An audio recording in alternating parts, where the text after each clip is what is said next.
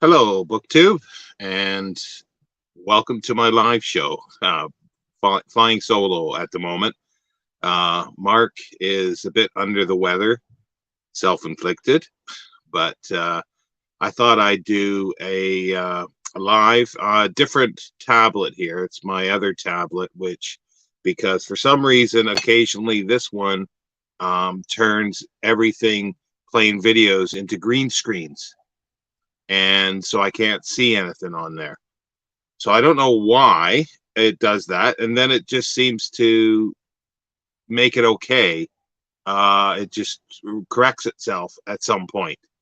But the problem is with this one now is it seems to be because these aren't very good tablets, uh, and this one seems that I'm locked into. I'm locked into uh, desktop mode, so everything's small. So anyway, I thought I'd come on, and I normally will do videos since I'm doing it by myself here, or at least I think I mostly will be. There's some books that I've been reading. Hi, Jenny. There's some books I've been reading recently, and I normally would do some. Oh, there's another one here too.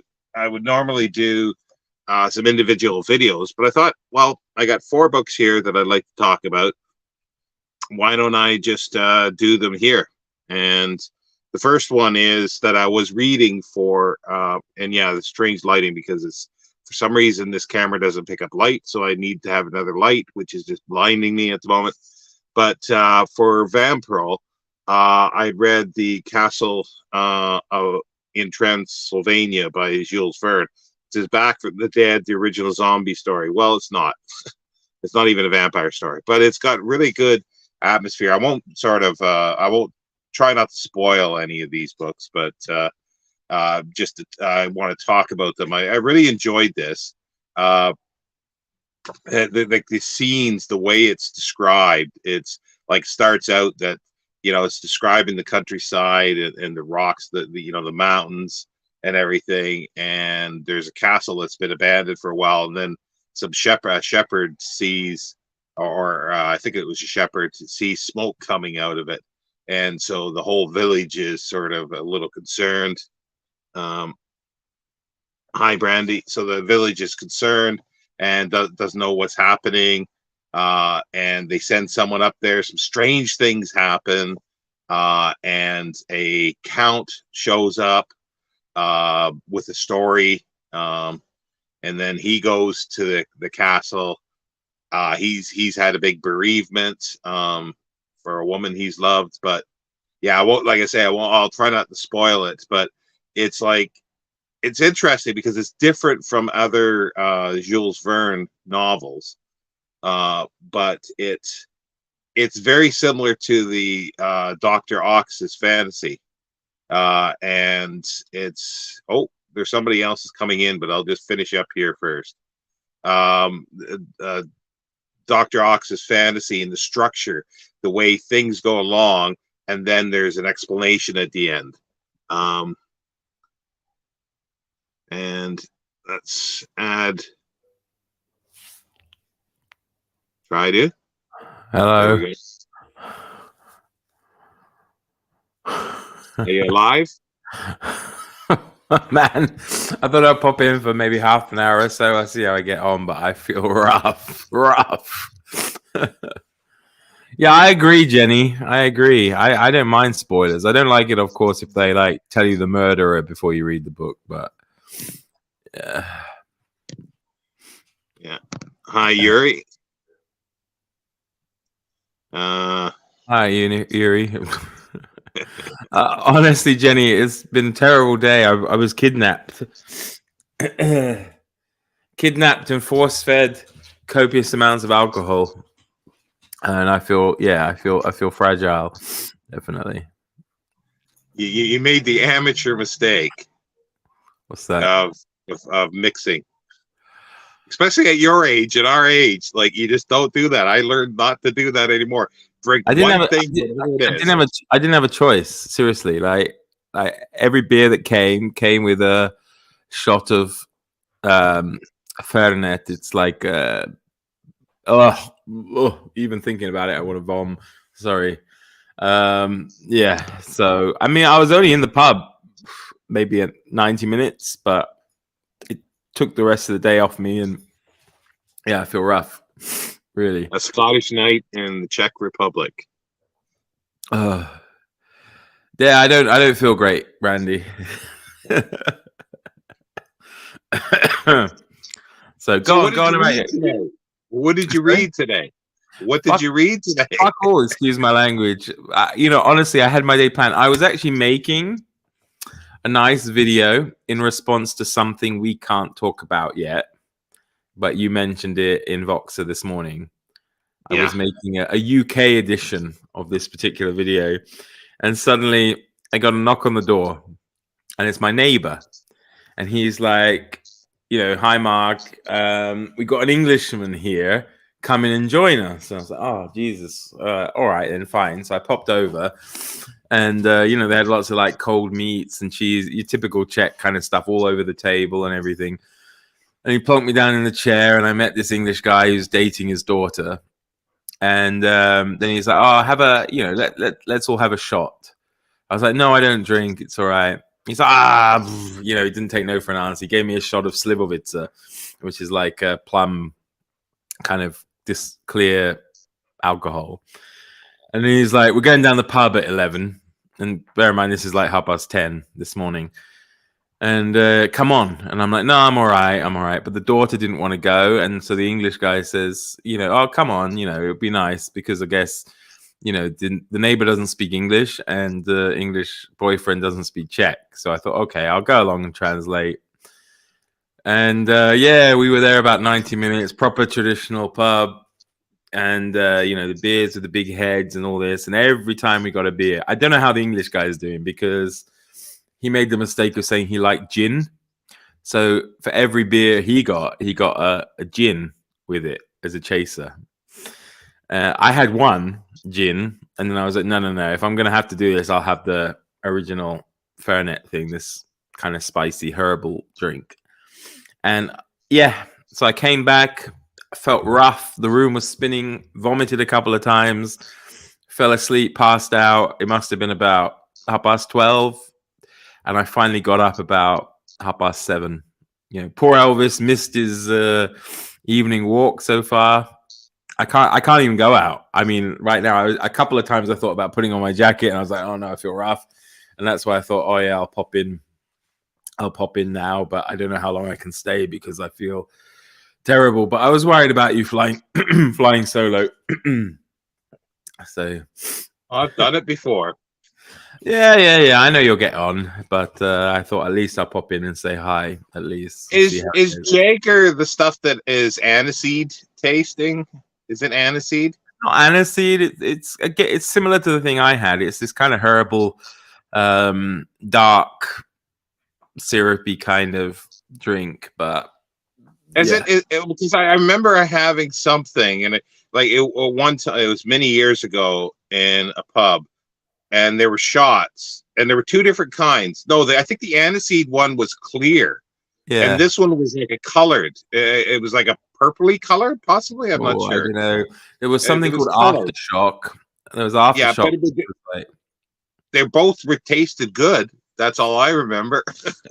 Yeah, they can taste good after one.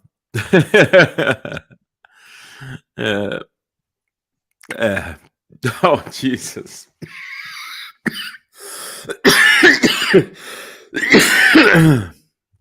Yeah, I'm too old for this. So this has the subtitle, "Our Back from the Dead, the original zombie story." Well, we got the original zombie here. You're looking at it. You look at him. Yeah. So what else have you been reading? You mentioned you had 4 things. I just popped in and heard you were saying, yeah, thanks, Alan. I make extra special effort just for you, man. So, well, I was going to talk a little more about Enchanted April. Like we were sort of talking about this. It's one of, I really, really love this book, and I've read it about 4 times already. And it's just great. It's just there's 4 women that go in April to an Italian castle. That would have been a big twist to the book, isn't it? If they went in August. Well, that I'll come to that in a moment.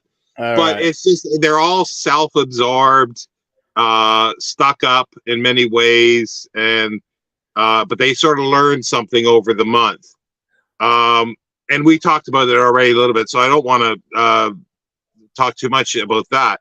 But it's got this vintage has an introduction by Brenda Bowen. I don't know who she is, but she's apparently an author. And then it says it's got at the back. I'll read on for the first chapter of Enchanted August. Brenda Bowen's reimagining of Enchanted April, available in vintage. So I thought, I'm not really great on these kind of things. So I read the first paragraph, which is one sentence. When Lottie Wilkes opened her eyes on the morning of June 13th, she congratulated herself on passing the 1-year mark without having sex with her husband. Don't need to read anything more. That just destroys anything that was in this book. And it's horrible that's in there. I want to rip it out. I do not like vintage for doing that. That has nothing to do with the characters. It wouldn't work. It cheapens it, doesn't it? I mean, if she said a year of abstinence or something, left it to the imagination. But yeah. Brandy's saying, yes, spoilers do bother her. I hate being spoiled most of the time. Generally like to go into a book as blind as possible. Let me see. I think I missed some stuff. Aaron says he's drunk Jagerbombs a few times. Never had a bad one. I don't know if that's what I had. I really don't know. Jaeger bombs, when they drop a shot of Jägermeister into, I don't know, something like Red Bull, maybe. Served ice cold. Okay. Yeah, it's better. All these things are better cold. Like Revenge. All right, Steve. You feeling better? Hi, Nicole. Well, I'll leave. I won't put. Well, I'll put Brandy's up, but she's replying to get your own room, get your own stream. I've gone into books knowing some of what's happening and getting excited to see how it happens. See, to me, the only time I don't want the solution is in a mystery. That's the only time. Anything else, it doesn't bother me. Yeah, I mean, sometimes it is the impetus you get to read the book. It's like, somebody tells you about it and you think, actually, that does sound really interesting. Or, I don't really mind too much. And sometimes the book's so well known, the story's so well known that you kind of know what's going to happen anyway, and yet you want to read it, So yeah, there was somebody, I think, on a stream was saying, I don't remember it all, but they were saying that they were in some Facebook group and it was Homer's Iliad or the Odyssey, and he apparently spoiled it and they kicked him out because he spoiled it. It's like, how do you spoil something that's everybody in the world knows? Well, it's like, the Bible. He dies in the end. Oh no, does he? Shit, Honestly, Aaron, I wish I could really convey how bad I feel and also how bad I smell, to be honest. That's the vomit and booze. That's it, and I honestly, oh my gosh, it's been a while. That's correct. Spaminator, but I like Limburger cheese. I do like Limburger cheese. I can't even imagine it at the moment.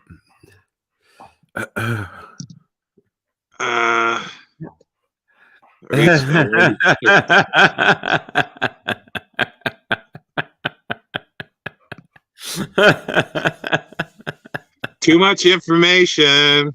The Saints, yeah. Oh, what? At the Saint? Is that Spaminator? The Saints are great books by Leslie Charteris.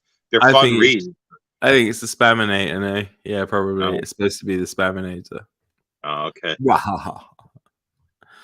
uh, but this was a really weird situation though, because he pulled me in, took me into the house, introduced me to this English boyfriend of his daughter, and he's from a town near where I went to university. His company's head office is the same town my parents used to live, and they currently live in the town next to where I used to go to school. And yet we met here. It's like a really small world. I remember people getting pissed about spoiling the end of Song of Achilles. How did people...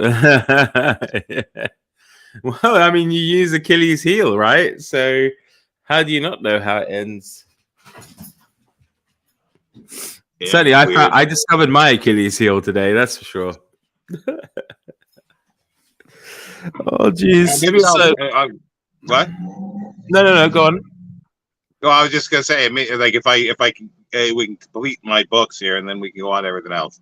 No, go on with your books. Yeah, Enchanted April. Next up is The Beggar's Life. Is it? Yeah, The Beggar's Life by Jim Tully, published in 1924. I did find this. I was talking about this, and I read it yesterday afternoon. And he's not a great writer, but he was really popular at the time. And it's a really interesting book. I don't think most of it's true like that. I mean, I think it's all true, but he didn't experience everything. And there's some actually really horrific scenes in here. And I won't go into the details of those, but they're really horrific. And the film, what? Yeah, go into the details. I want to know what's horrific.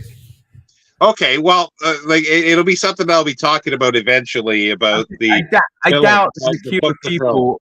I doubt there's a queue of people waiting to read it. So you're probably not. Well, the two best ones was this one woman that she was a prostitute, and she's paying off her lawyer who got her off on a murder charge and an assault charge for killing her father and wounding her brother. Because when she was 14, her father raped her, and then her brother took over, and then she got pregnant. She doesn't know which one, and she goes to the hospital. Apparently, this is the story that she's telling Jim Tully, because he liked to frequent with prostitutes. And she's telling him that she goes into the hospital to have the baby. And the head nurse, she tells the head nurse the story, and the head nurse says, "I'd shoot them." And then goes on with the story, and the baby dies shortly after birth. And then she says, "You need to shoot them." So she goes home. The father and the brother. Yeah. So she goes home. She gets a gun. She shoots her father, or kills him, and then shoots her brother. And apparently he's saying this is all happened, which I'm sure has happened at some point. But the most horrific one, I think, was, well, if that wasn't horrific enough, okay. Pretty lame, pretty tame. Yeah, the other horrific one is he's starting to watch a lynching of a black guy, and they cut him down. They start a fire, and they burn him alive. Yeah, alive. Feet first. And with a lot of description, so I won't go into that, but it's quite harrowing. I do want to read more of him. And I'm going to do more stuff, I think, about him eventually. But yeah, who's got like an interesting account of a lynching in their books?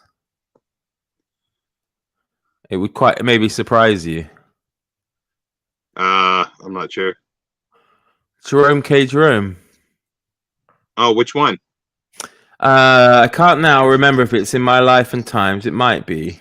Whether he wrote an essay about it, but he went to America. Yeah, I've read that one, so I don't remember. He went there. It was literally a couple of weeks after quite a famous lynching in Kentucky. And he was absolutely horrified by it all, and he starts writing about it. So it's not the person you'd expect maybe to write something like that. But no, definitely not. But Jim Tully is sort of, yeah, I can sort of believe that knowing about him. A gallon jug of Carlo Rossi red wine, $6 a gallon. Well, the biggest thing here is basically, I call it horse piss. It's what's the cheap cider that they drink? White Lightning? No. I haven't tried that one, but the other one. I don't know, Magners or something. No, the Magners is good, are pretty good. No, this is a really cheap one, and it tastes like horse piss, but you can buy 2 liter bottles. Ask Jenny, she's Scottish. She probably knows all about this stuff. Yeah, it's not really a novel. It's supposed to be an autobiography, a hobo autobiography. So is he a hobo in the Depression, or it's before the Depression? It's before. It's like at the turn of the 20th century, rough area, because it's like his father was Irish. That'll make Alan happy, but he was a ditch digger and an alcoholic, basically. So when his mother dies, no stereotypes. Put in what?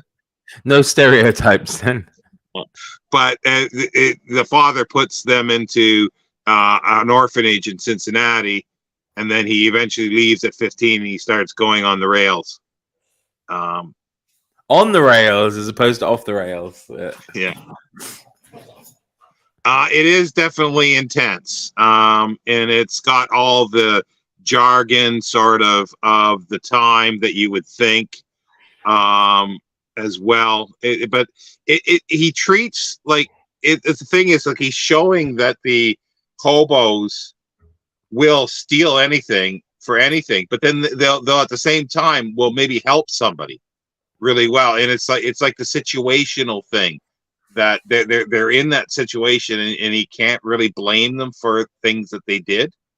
The hobos. I'm not talking about these other ones. These other stories that he's told and that he sees, because those weren't hobos. Those were upstanding citizens of the community. But I love how, like, the nurse says to her, go home and shoot your father and your brother. I mean, like, it's such a viable option in America, isn't it? I mean, if you said to an English woman, go and shoot your, she'd be like, how the hell am I going to get a hold of a gun? And all this stuff. Whereas it's like, yeah, all right, I can do that. So, I haven't had Jim Beam in a long time. Oh, I can't drink whiskey. Poteen, yeah. Poteen, jeez. Jesus. Sorry, I've drunk cider since, yeah. I can't remember what it's called, but it's really cheap. That's like 5 years ago, Jenny. Surely you can remember that. Here in the States, refer to moonshine as White Lightning. Definitely not a cider. Yeah. Yeah, my granddaddy used to make it, and my grandmother as well on the other side. So I definitely know how to make it. It is a cheap cider in the UK, though, isn't it? White Lightning. It is the name of one. I'm not. That is, yeah. No, it's something else that I can't remember. Hang on, let me have a butcher's on the internet. Yeah, but it was. I tried it once because I was in Pilgrim's, the pub, and it came free with the meal. Strongbow, that's it. That stuff is like horse piss. It's like I took one sip of it. It was horrible. It's still better than White Lightning, though. And I haven't tried that. A cider hangover is a horrible hangover anyway. So there was one that was really, really good. And I can't remember. Like they didn't have it on tap, but they had it in a bag in a box. And I can't remember the name of it, but it was I think 11 point some percent alcohol. But it was a different kind of alcohol, like, or something, because I drank 3 pints of it and I felt it, very quickly. Not overly so, but I loved the pub up in York, where they had I can't how many types of cider, and they asked me if I wanted to try some. They said, how would you like some dry cider? So I took it, and it was like my cheeks sucked in. Like, it was so dry. Yeah, I mean, it's kind of a strange place we went to, because at the top of town here, because like, if you like, we've got like a Main Street USA situation going on, where it's like literally the main street, and at the top there's I guess it's an old coach station or something, probably back in the day, where there's like the bus station, and it's one building, and there are 3 bars or 3 pubs, all owned by the same person. You got upstairs, you got like a bowling alley, pool table situation going on. Then downstairs in the middle, you've got like a traditional pivnica or a traditional Czech like pub, because they've got lower bars. I don't know why, bigger and lower bar situation going on there. And then next door, you've got like the 24/7 non-stop pub that never closes. And we were in the middle one, because they have like these big tanks of beer, and they're piped through the whole building. So like, you know, they get it on tap upstairs, they get it on tap next door, and all this stuff. But yeah, it was funny. But like, I don't understand, because like smoking's illegal there, here, like in these places, and yet somehow people get around the law. You know, all the old men are sitting in there drinking their beers, drinking their shots, no problem. I don't know how they get around the law, because it's like a European wide law as well, right? So there you go. The last thing I wanted to say about this Beggars of Life, it's interesting because, like I say, the language and the racial slurs of everything are typical for the time, which you expect, but there's no swearing really. You could do all the other stuff, which was okay to publish, but it's funny, you can't say fuck or any real bad swear words in here. So you can call someone an N-word, but you can't call them an effing N-word. Exactly. So yeah, the F word is taboo. You can't touch that in publishing. But apparently some of his stuff was very censorable, some of his other works. But yeah, no, it's an interesting book. The very last one I read this afternoon is Parnassus on Wheels by Christopher Morley. Beautiful book. I love that book. You finished it? You read it all? Yeah, I read it this afternoon. Yeah, and plus I read 2 others, but they're related to. Well, I was only supposed to read an essay out of here of Louise Brooks to deal with the film, but I decided to read the whole book. And then I read this one. It's a companion to the Beggar's Life film. But anyway, back to Parnassus on Wheels. It's written by Christopher Morley. It's 1917. It was written, set in 1915 in New England, and a woman who's a spinster. She's 39 or 40 years old.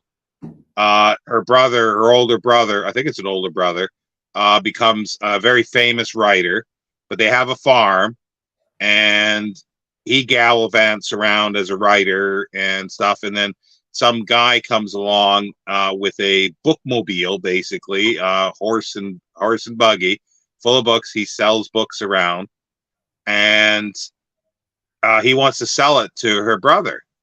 But she doesn't want that because he'll just bug her off, she figures. So therefore, she takes it, and they travel around. And there's a really good quote in here. If I can find it now, here it is. I think when you sell a man a book, you don't sell him just 12 ounces of paper and ink and glue. You sell him a whole new life, love and friendship and honor, or love and friendship and humor, and ships at sea by night. There's all heaven and earth in a book, a real book. I mean, Jiminy, if I were the baker or the butcher or the broom huckster, people would run to the gate when I came by, just waiting for my stuff. And here I go loaded with everlasting salvation. Yes, ma'am, salvation for their little stunted minds. And it's hard to make them see it. That's what makes it worthwhile. I'm doing something that nobody else from Nazareth, Maine to Walla Walla, Washington has ever thought of. It's a new field, but by the bones of Whitman, it's worthwhile. That's what this country needs. More books. It's a great quote. I mean, there are quite a few quotable passages. I think it's a charming book, a wonderful book. When I read it, I was so moved by the book. I think I got on here. I made a video about being in love because I'd read this book and I thought it was just the most wonderful. And I think anybody who professes to have an interest or love of books needs to read Parnassus on Wheels, because it is a what do you call it? It is a homage, or it's a love story to books. It is such a wonderful story, well written and beautifully done. Read it, damn it. Yeah, and then there's another quote that's nearby here. It says, "Sometimes I think the publishers know less about books than anyone else. I guess that's natural, though. Most school teachers don't know much about children." Yeah, it's a fantastic book. And I decided now I'm starting a GoFundMe thing, and instead of moving somewhere, I want a GoFundMe account to buy and convert a coach to a bookshop and a living space in it, and travel around England to the thing. That's what I want to do.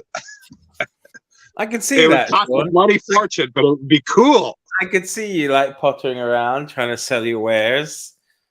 But that would be so bloody cool to have a huge coach. You got lots of space to live, and you got lots of space for books. Those things could hold a lot of weight. Can you drive it though? No, that's. I never said this. It works out. Get a horse and buggy instead, then. Yeah, well, I was thinking of that. You could probably do that, but I don't know how safe it would be driving on even the side roads. Yeah. I suppose you could like just stay in one place for a longer amount of time.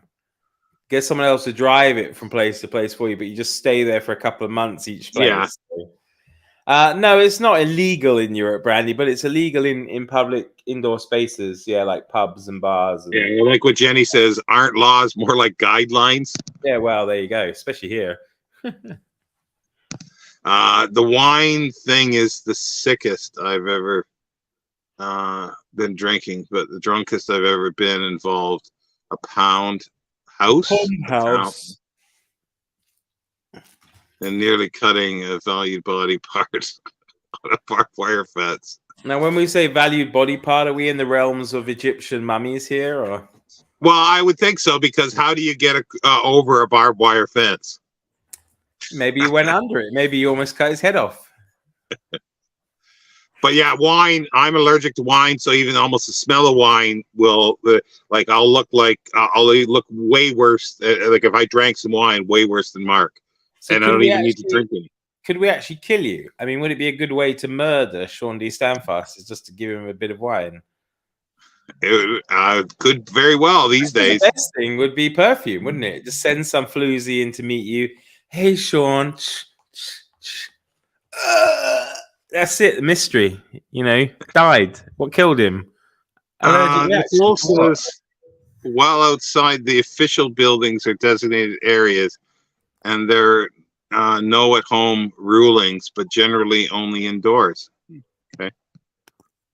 I don't know how this microphone works. Like, can you hear me if I breathe in it? Sadly, yes. Oh, you can. Okay, I wasn't sure because I can't hear it. It's like, hello, Spaminator. Spaminator, I'm coming for you. Sorry. I think the alcohol has affected too many brain cells here. Strongbow is thought of as high-end cider in the States. Really? Oh, no accounting for taste, of course, with our transatlantic cousins. Well, see, that's the thing. Cider in Canada, like because I knew what real cider was. Like real, actually, cider was really, really, really good. The stuff that people drank in Canada, it was like drinking vinegar. It was horrible. So maybe that's why Strongbow is better.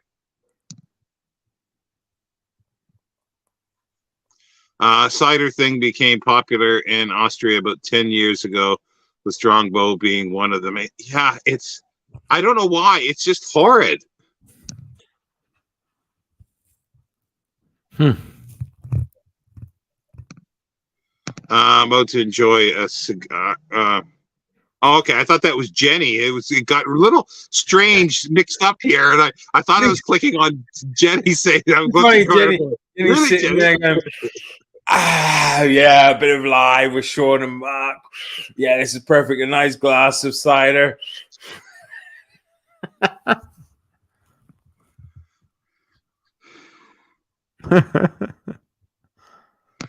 Spaminator is the mummy thief trying to repair damage. Oh, you do hear me? Okay, I'm sorry. Sorry, Nicole. I see you. Sorry. Merlot. Yeah, I'm sure cider in Ireland would be it'd be similar to here. It's like real beer. Like the lager is definitely like a Monty Python. It's like making love in a canoe. It's fucking close to water. You know, you want real ale, dark ale. I love that. Or porter, you know. I don't know. I mean, I quite enjoyed the canoe I had earlier today. Well, if you actually put some cider in with that, it could actually be really good. Honestly, hot cider is nice. With a little bit of spice. Yeah, like a mulled cider at the Christmas market. It's delicious. Yeah, mulled cider is really great. And that's why, like, I can understand maybe people drink mulled wine and like it, but I couldn't. I mean, I like. I think we have a very beautiful non-alcoholic cider here. Like, it's basically cloudy apple juice because there's so many apples. There's apples everywhere, right? Like on the streets, there's apple trees heading up on each side of the street, and there's so many apples you don't know what to do with it. And they make this thing called moshed, which is like the cloudy apple juice, and it's delicious. And I often think to myself, why don't they just like ferment it? You could have real good scrumpy, almost cider, like that proper scrumpy cider, like the cloudy cider you get from the West Country, is delicious. Well, in here, she's writing a letter to her brother, and she says, "Don't forget to send the barrel of apples to be made cider, or you won't have cider when the publisher comes." Yeah. Spaminator, yeah. That's too much wine. I've never heard of Brickworks. I don't know.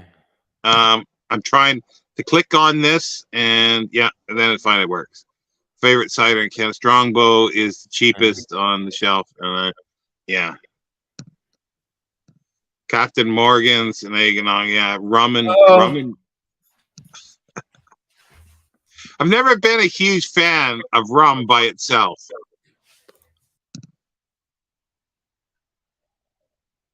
Oh, I think he had to run.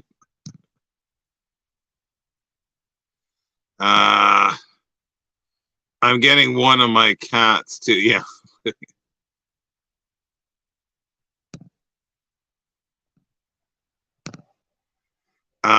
Not a rum drinker. Yeah, Jenny, you need so what are you gonna call yourself as the Bond villain with the stogie and the cat?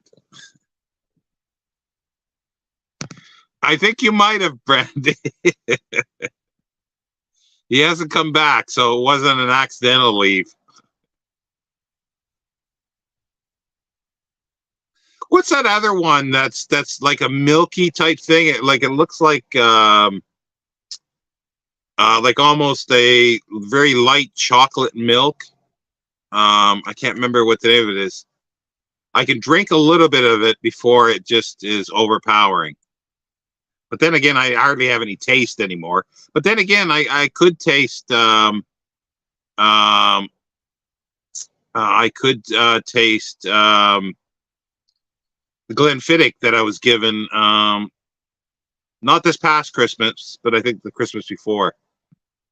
The Geninator, White Russian. No, I can't remember what it's called. It's like I got a coffee type taste to it. I can't remember. No, I don't know what that is. Yeah, it's a bit like mud. But yeah, I am. I haven't. What's the last? Oh, I think the last time was on here. I think I had. I drank that rest of that gin that I had for several years in my freezer. Straight. Because yeah, I couldn't really taste the gin that much. Bailey's, that's it. Yes, Bailey's, that's it. Bailey's. Yeah, Bailey's Irish cream. Yeah, I can only have a little bit of that, and it's okay. But yeah, I just because it's too. It wasn't that it made me ill. It just that it's like it's too rich for me. It's like when I had the cake on my birthday. I can't eat too much of that because it's just too rich for me.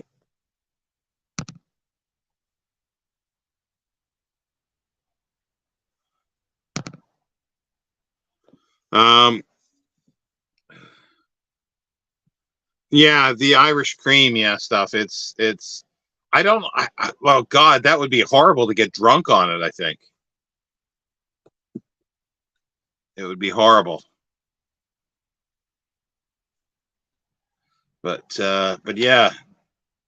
But yeah, so what does everybody think? A GoFundMe account to get a great the biggest, coach, like, the rock stars use, deck it out with books inside, solar panels on the top, a whole 9 yards, shower, bed, everything. It only costs probably a couple $100,000, most likely, if you're lucky.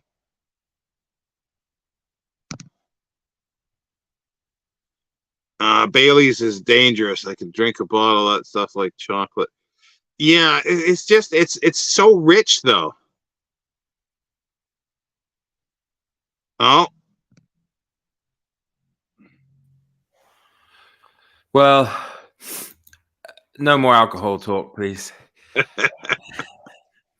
And there's been plenty of times I've wanted to vomit while watching BookTube videos. But Brandy, congratulations.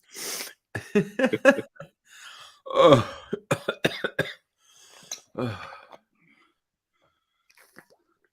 Well, okay, let's change topic. About my GoFund account to get a huge Rockstar van bookshop. My own Parnassus on wheels. I'd start for the monitor first, though, maybe. Screw the monitor. I'll have a nice laptop,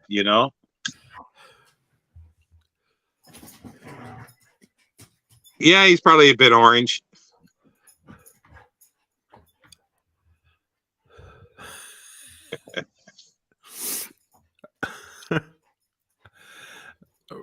I can't even think. I keep thinking it's like one of those horrible comments. It's a nightmare.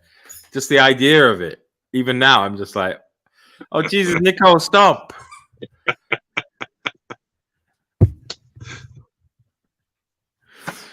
Fudge.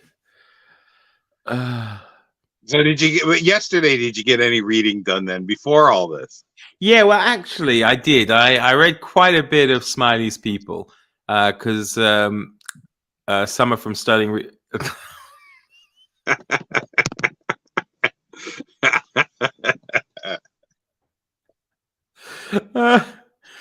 Summer from Sterling Reads and I we didn't read the first two together, but we'd both read Tinker Tailor and The Honorable Schoolboy, and I'm in there. I'm in there. Well, that's it. We were talking about how we needed to read Smiley's People, so we decided to read it together. And yeah, I got quite a lot done. Actually, I think I got in the end to like chapter 9, something like that, which was good. And then I made a brief start this morning on Stoner because Sonia Devaney and I are reading that. So I got like the first, whatever it was, 28 pages, 30 pages a day, but I finished at the end of the chapter. And that's really good. And I'm supposed to start today, the Manchurian Candidate, but I haven't yet, and I'm not sure. Oh, I've never read that. I've never read the Manchurian Candidate. I like the film. But yeah, but it's nice reading short books. You can really chalk them up. It's like, whoa, I'm really reading a lot, and then you add up the pages and you're going, not really. Well, I was thinking like with some people do this 30 books in 30 days challenge. And I was thinking like, Alma has those 101 page classics. You could do 3 of them a day. You could, but you could probably, I don't know if they've got 30 of them, but if they have, it would be pretty cool to just get the whole set and knock out, 30 books in 30 days. So it'd be easy to do. It would be easy to do, but yeah, it's just. But so, like, I got 20. Oh, actually, it's actually 28 or 29 books that I'm up to now for my TBR this month, which I still can't see. How many have you finished? Well, well, I called books, but there's a few things, short stories. All right. So I've done 1, 2, 3, 4, 5, 6, 7, 8, 9, 10 so far. Actually, I've got a question for Alan because he's here. Alan, I had a comment earlier today about the book we read, The Final Solution, and somebody said they were tempted to read it because it was short and they looked at getting it on Amazon, and then they were not sure they could stomach it because it said that the ending was wrenching. Now, I don't know about you, Alan, but to me, I don't know if I would describe the ending as wrenching. I mean, it was maybe moving, but it wasn't like gut-wrenching. So I wonder if you agree with that. So that's for Alan or anybody else who's read it. But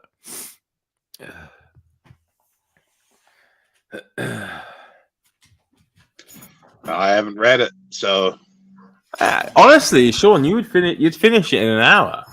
So just download it and read it, and you can chalk it off. It's good. It's good. How big is it? I don't know, 90 pages, something like that. Oh, it would take me more than an hour. I don't read that fast. So maybe 2 hours, then.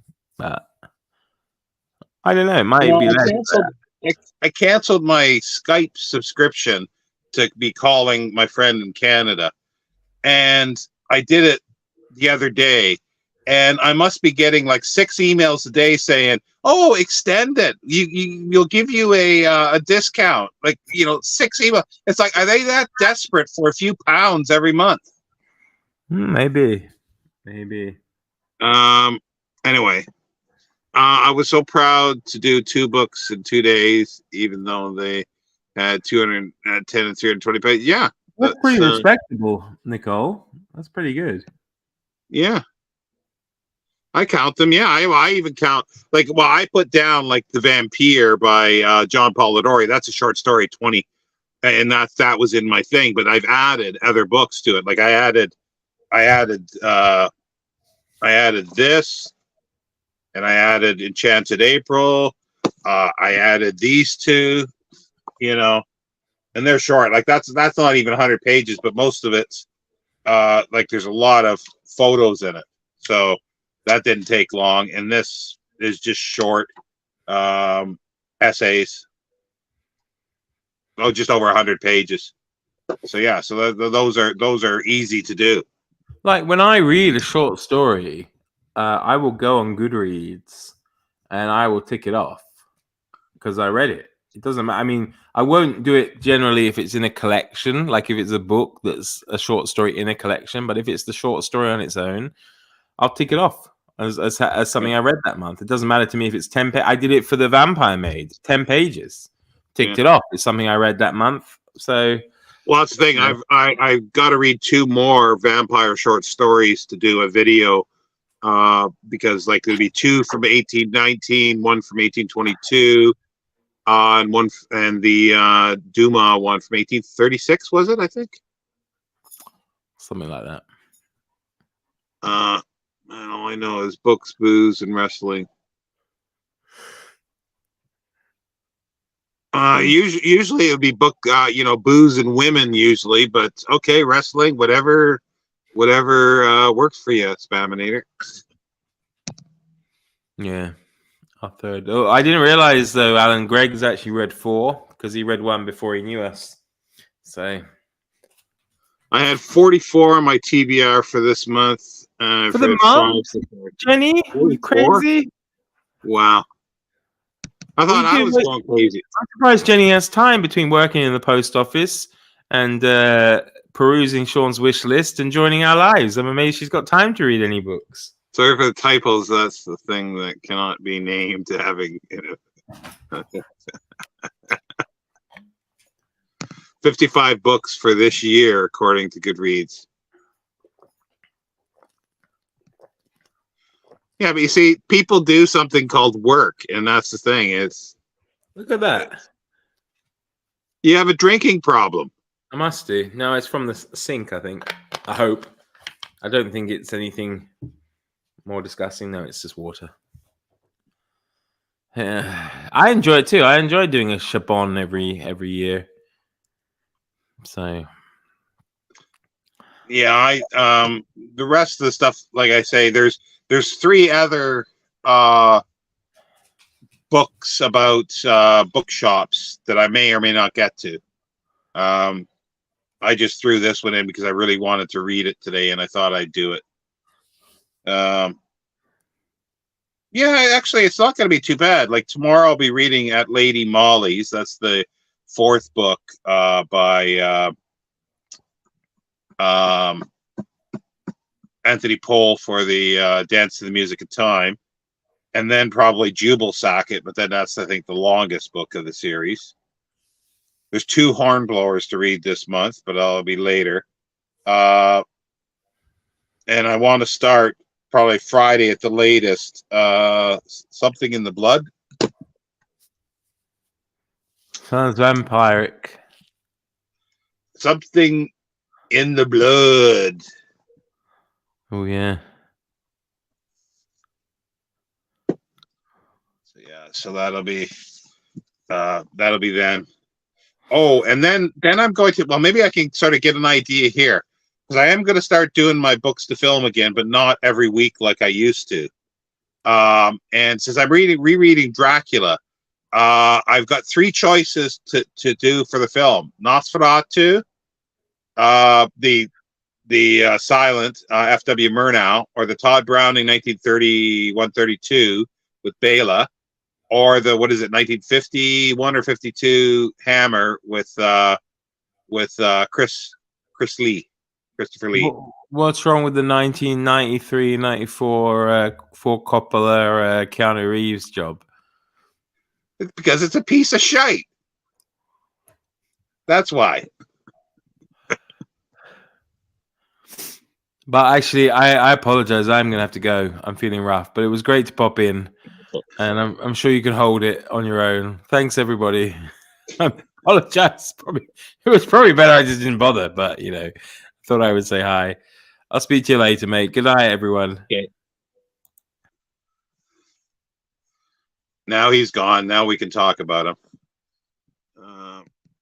Yeah, so that's the question. Which one do I do as a book to film eventually? Probably in July. 11 of them are really short. Yeah, well, short books are fine. Well, there are women hanging around the wrestlers. I haven't gotten 30 on Goodreads. Then again, I don't put I don't. I've got Goodreads account, but I don't use it. I don't use it. Sorry, I didn't have that up in time, but I'm sure he saw it or will see it now. Enchiladas. Enjoy, Alan.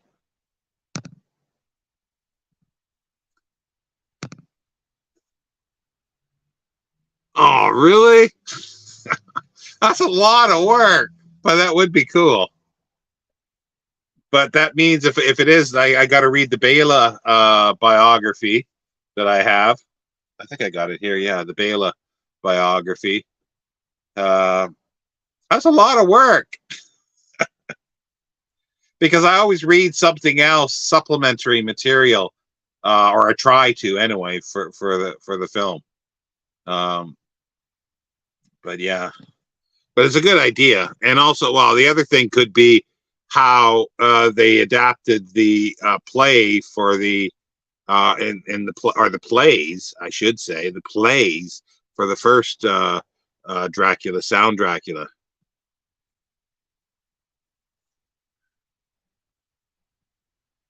Yeah, he's a bit orange.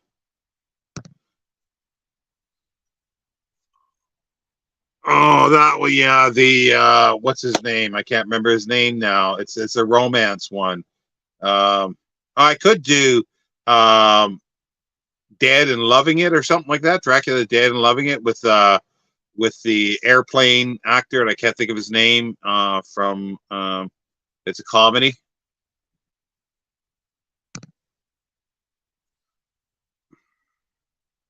Yeah, I am gonna read it. Yeah, but yeah, I'm just trying not to add too much more. I do plan on reading it at some point during this month or next month. My favorite horror movie. Oh, crikey.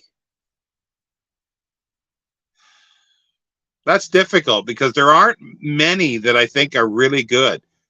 One of my favorites for ghost films is The Innocents with Deborah Carr, based on the Turn of the Screw by Henry James. Henry James. Henry James. I think it's Henry James. Um, yeah, it's hard to say, but I love the Universal monsters, even what they are. I love the atmosphere for them. Yeah, yeah, the Mel Brooks one. Yeah, that's the one I was thinking. Dead and Loving It is amazing. Yeah, Leslie Nielsen. Yeah, Leslie Nielsen. Yeah, that's it. Yeah. Um, what was I gonna say? Oh yeah, 19. I can't. It's not George Siegel, is it? No, can't remember who's in the 1979 one that you're talking about, Brandy. I've completely blanked on that. It's actually not as bad as it sounds that I remember. There's a Jack Palance one that's pretty good, and I think I can't remember when that is. It's a pretty good one with Jack Palance. Um, but yeah, there's so many of them, and most of the Hammer ones. The first two, maybe the third one, I kind of like, and then they go off the rails. They're worth watching. Men in Tights. I love it when they're sitting there when he's doing the thing, and they're going, "What is that? It's in the script." And they pull the script out and look, yeah, it is in the script.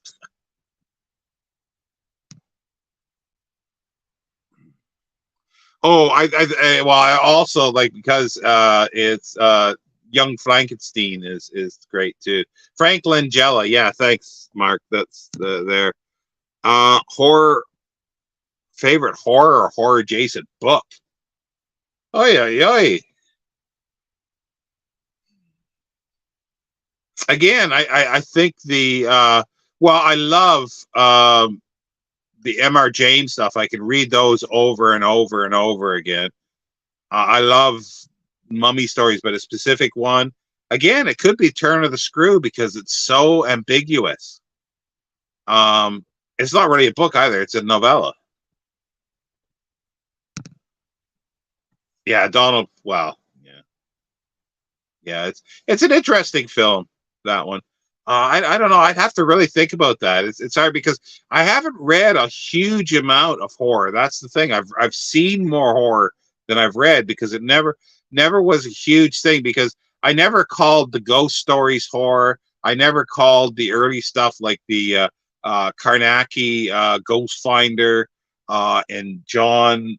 Oh, I can't remember what the other one was. There was some other ones, and I can't think of the author's name. Some short stories of a sort of a ghost kind of finder thing, like a Dresden File type stories, and then Sax Rohmer did another character, and I can't remember. I don't know the Ruins at all. I don't know what that one is. But yeah, no, that's it.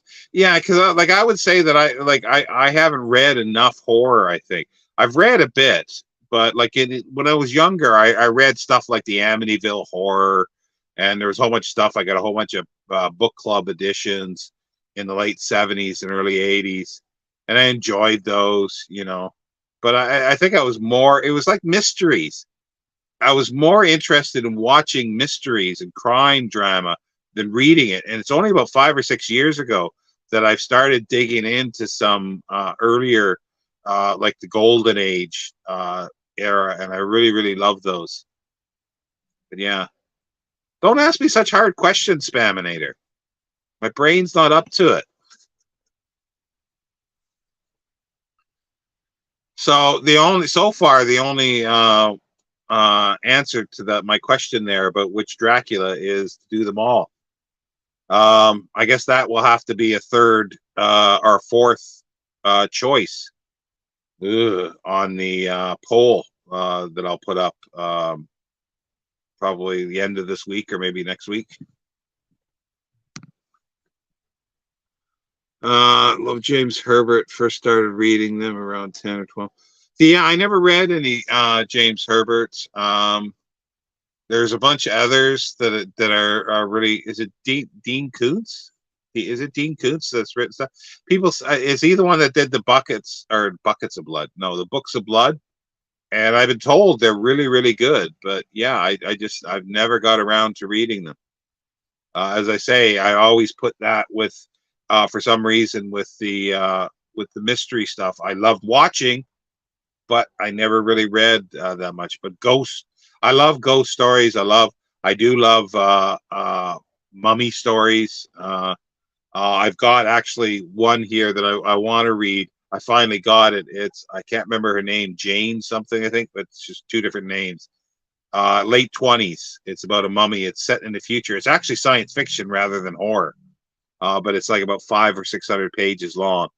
And it's set in like the 23rd century, I think, where they resurrect a mummy in Egypt.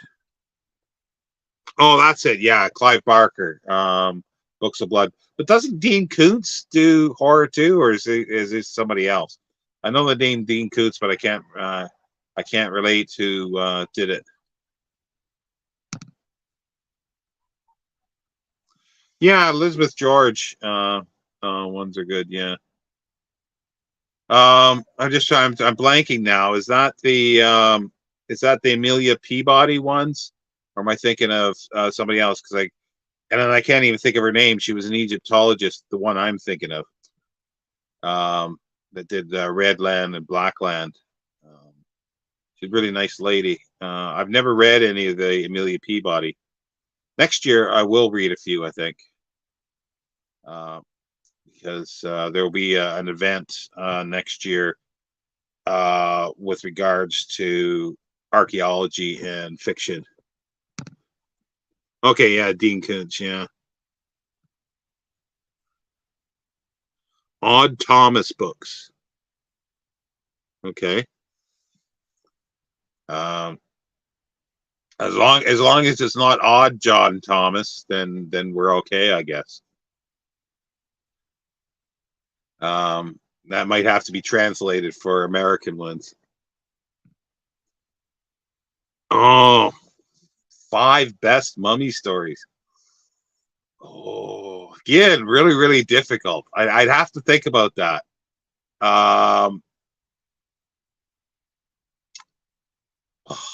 I'd have to come back. That might be actually worth a video for that. I'd really have to think about that because I can't really remember some titles or authors at the moment. Oh, Langley. Okay, yeah, I know which ones those are. Yeah, no, it's not the one that I was thinking.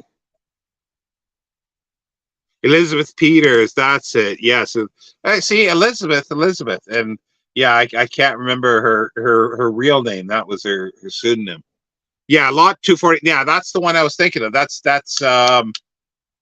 Doyle, I think, isn't it? Arthur Conan Doyle. Yeah, Pharaohs by Guy Boothby is fabulous. Yeah. Really? I may need to ban you, Jenny. I haven't seen it, but it just doesn't look very much. I love the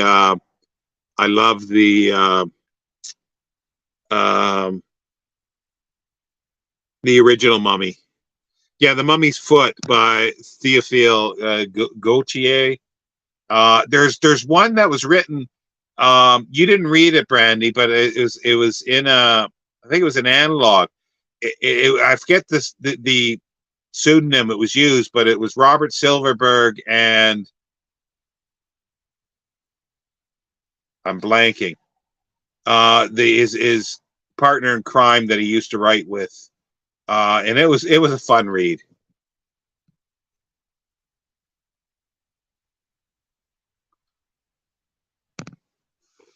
I'm not sure.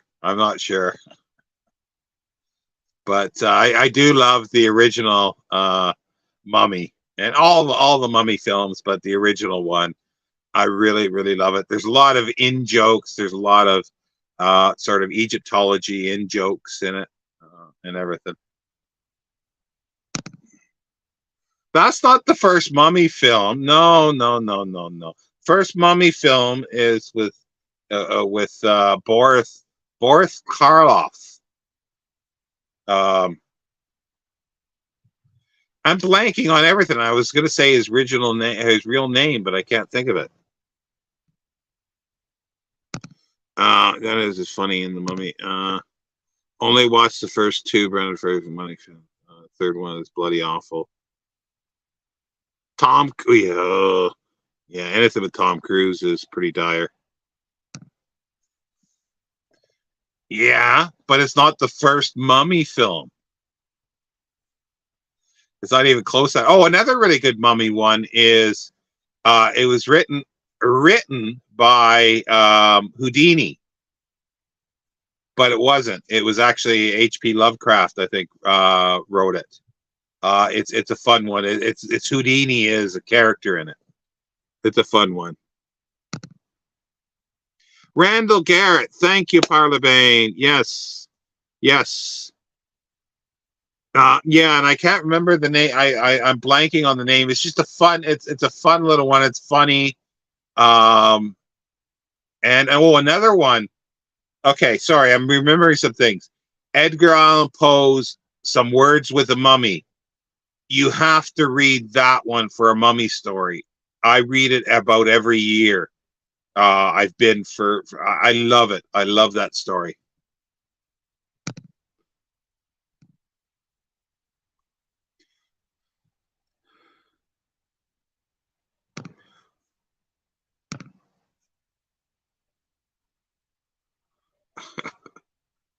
Hey, I control what comes in. But you said the first. Let's go back to the Mark thing. The first Mummy film with Fraser. Okay.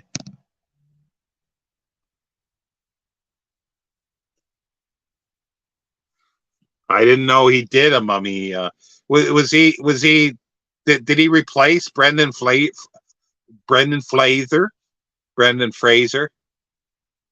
In the film? I don't know. I didn't know he actually did it. I try to avoid Tom Cruise films. I just loved in the Preacher series that was done where there's this God entity that's going into people and it goes into the preacher eventually, but it goes into Tom Cruise and he blows up Tom Cruise at a Dianetics or Scientology meeting. Oh, okay. So that was a really good part in The Preacher. That was really, really good when Tom Cruise got blown up.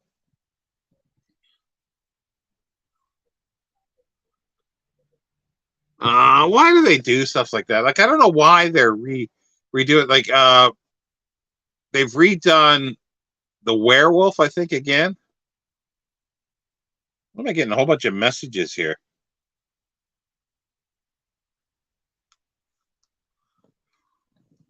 I've tried to my best to blank out everything about that film. It's a bad film and an even worse ripoff of Indiana Jones Temple of Doom.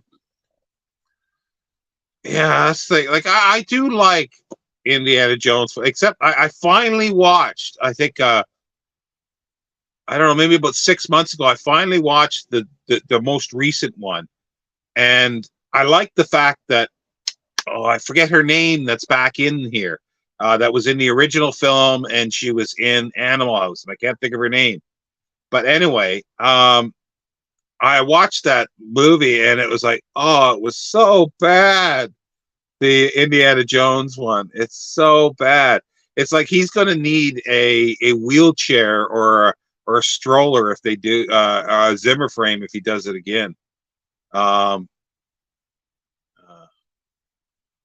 Yeah, John Hannah is good. John Hannah did a Jekyll and Hyde that was really good, a modern day Jekyll and Hyde that was really good. I think I'm thinking of the right person. But yeah, like the Indiana Jones, I did like the first film of that, and I like the other one sort of. But I was gonna say, like, it's just all rip off of 30s, films, which some things are kind of neat to see. Yeah, Crystal Skull. Is that with the kid? Is Crystal Skull the one with the kid? Oh, the Wolfman one with Doturo, is it? And Anthony Hopkins. That looked amazing, well done, but I thought it was flat. I thought it was really flat. I liked it, but it was just flat. It had no atmosphere, but it looked marvelous. Like the acting was fine, story was fine, but I don't know. It just didn't have any feeling to it for some reason. I don't know. But I think have they done that again, or what else have they done? Have they redone Dracula again? They were redoing no, they haven't. They've done the Mummy. I don't know what else they've done.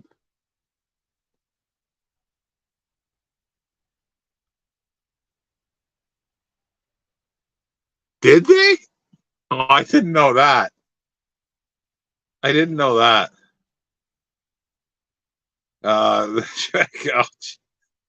Well, I like Russell Crowe. I just didn't really. I don't really care for him too much. Oh, okay. So it's sort of like what about the what is it? Laura Tomb or what's her name? Tomb Raider or whatever. Laura Croft, Tomb Raider or whatever. Is that kind of thing? I couldn't watch the one of those films. I don't know which one it was. I just couldn't watch it. But there's some fabulous ones with again, I can't think of his name. He plays the dwarf in Lord of the Rings, and if Brandy's still here, she can probably say his name. I sent the link to a video that he's talking about his library. He does a whole bunch of schlock, but they're always fun to watch with him in.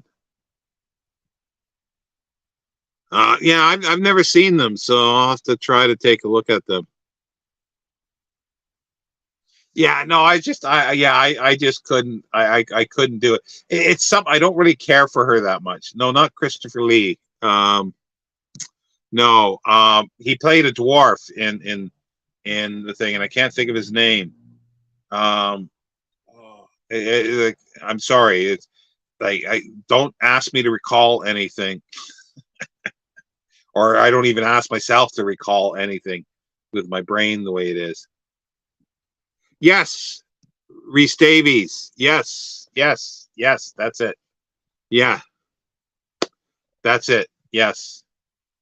Like anything with him in, I love. There's so many. There's another one he played like I'd seen recently. I think in the last couple of years when I had Prime, and it was set in Egypt, and it's like it had aliens, I think, and everything too in it. And he's an Egyptologist. He's been searching for something, the usual shtick, and it was fun.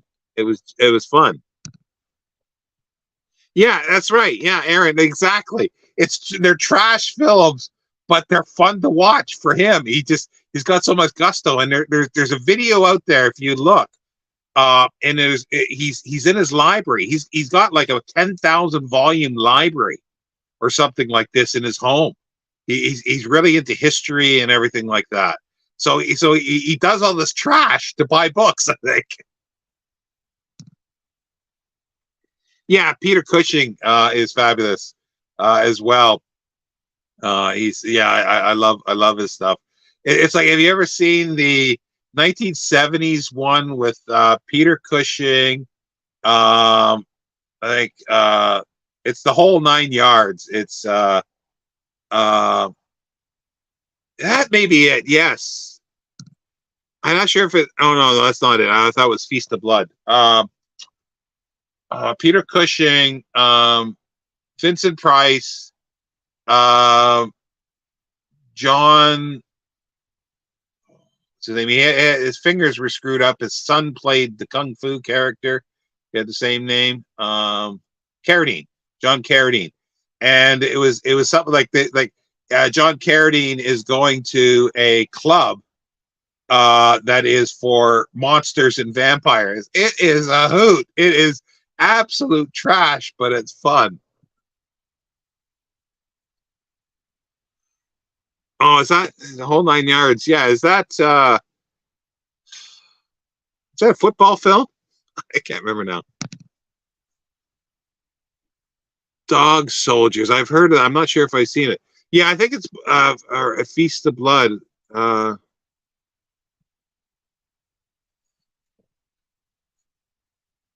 not sure if that's the I can't remember the name of it, but it's like it's a 1970s sort of really schlock film, but it's just hilarious. It's like there's vampires in it, and John Carradine, he goes to this club.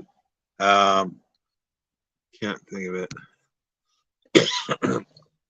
Hi, Duncan. It's about a man, about a hitman and a dentist. I thought the Robin Williams one, is it? No, okay. Think of it.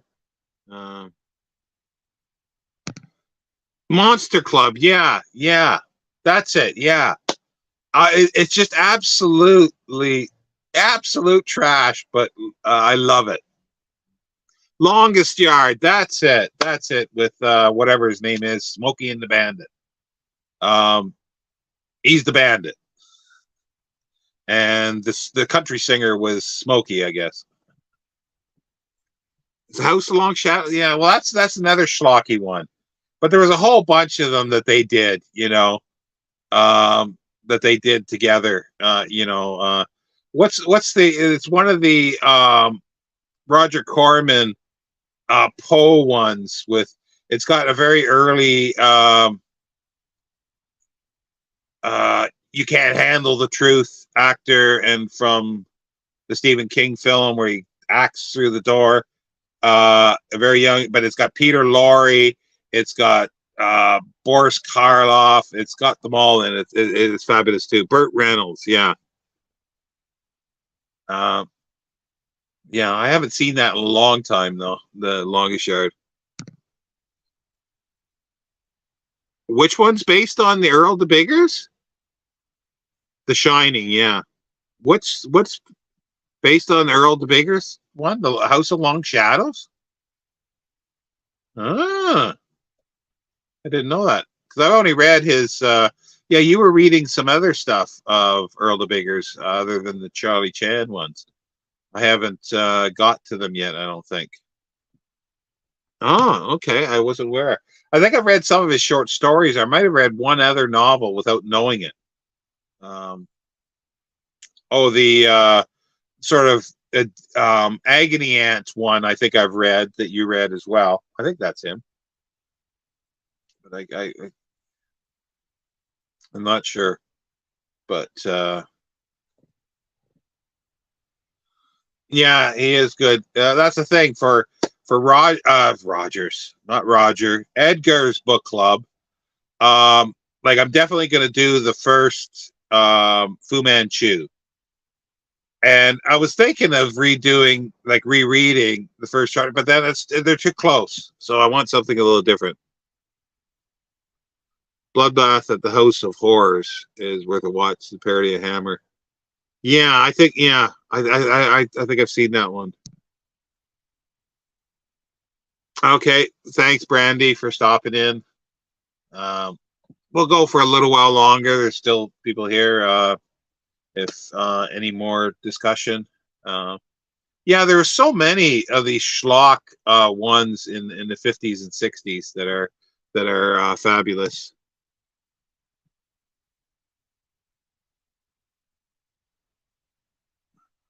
Oh yeah, he's really good. He's really good for radio programs.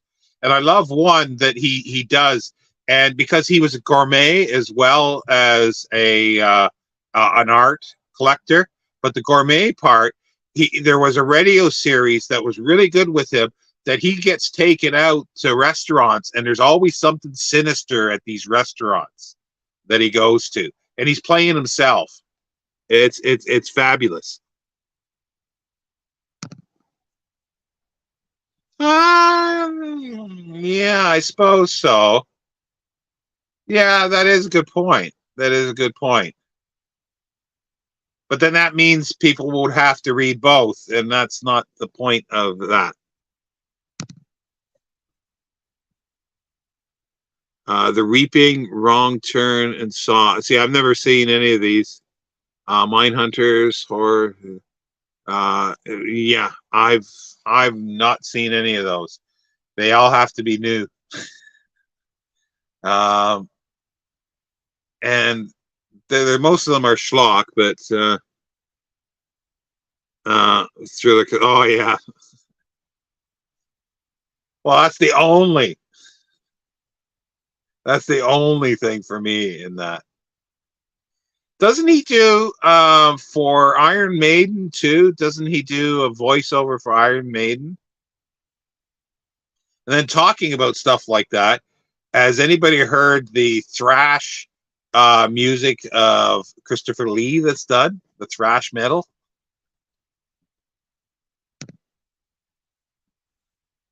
Yeah, they're new. I didn't know there was a show either, so I don't know. I'm waiting until I can get another free month of Prime and catch up on a few things because I don't want to pay anymore. But if I can get a free month of Prime, I'll spend a month catching up on things. Like there's at some point the final season of The Amazing Mrs. Maisel, which is a really good series. And I think there's a new series of Picard as well. Yeah, that's what I say. Yeah, he was his singing. Was he actually in a different one other than his singing?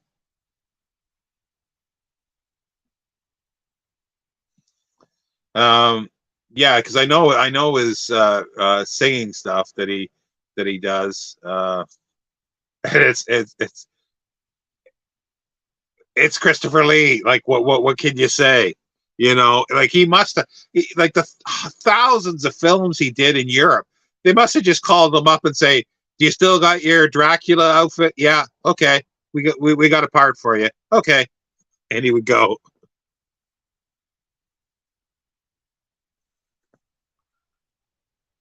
Oh, okay. Okay, yeah, because I always thought it didn't quite sound like him, but I never looked at the credits or the details in it because it sort of sounded like him, but not quite. I wouldn't have thought. Well, they could have got Christopher Lee to do it. Yeah, his reading, like there's a couple readings of the of the Raven, and his is good. His is fast. The guy who did the voice of Darth Vader, I think, is my favorite. I think it's, or is it Christopher Lee one? I have to listen to it again. I can't remember.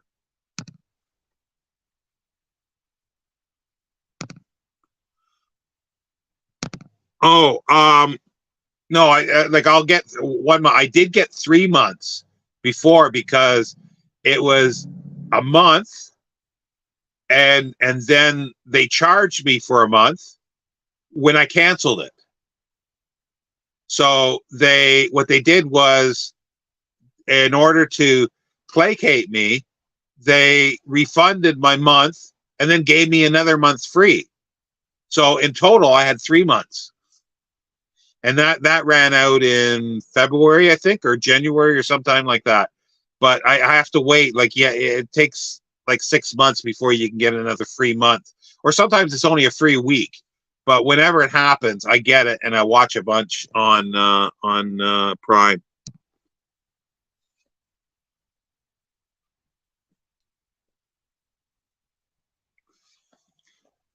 Get a room. Yeah, because there's a few things that I'd like to catch up on, and something I want to catch up. Just thinking of that is sometime I want to watch, even though everybody says it's bad, is the Foundation series that was done on Apple. But if they have a free thing at some point and there's no limit, then I'll get it for whatever length and then watch a whole bunch. Yeah, that's it. Yeah, the Charlemagne one. Yeah, the sword and the cross. Yeah, yeah. Very odd though. But yeah, he did everything. Like he just, he was an actor, and they paid him. It didn't matter what it was, he would do it. I think that's why he's done, like, his credits are like 1,000 films. I love him in the old Avenger series where he's was he a cybernaut, or what do they call them? Not a cybernaut, but he was a robot. And I think 2 of the old Avengers series. That's a fabulous series. I really want to get that on Blu-ray or DVD. Oh, wow. Yeah, I knew about the Ian Fleming thing.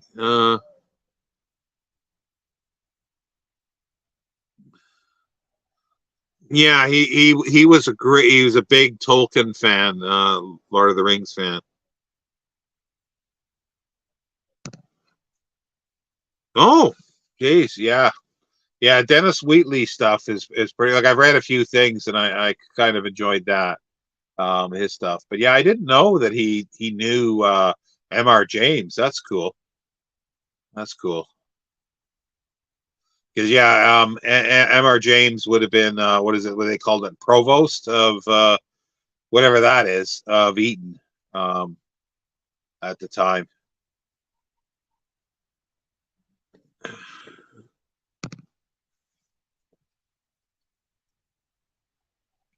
Yeah, I've never seen the films.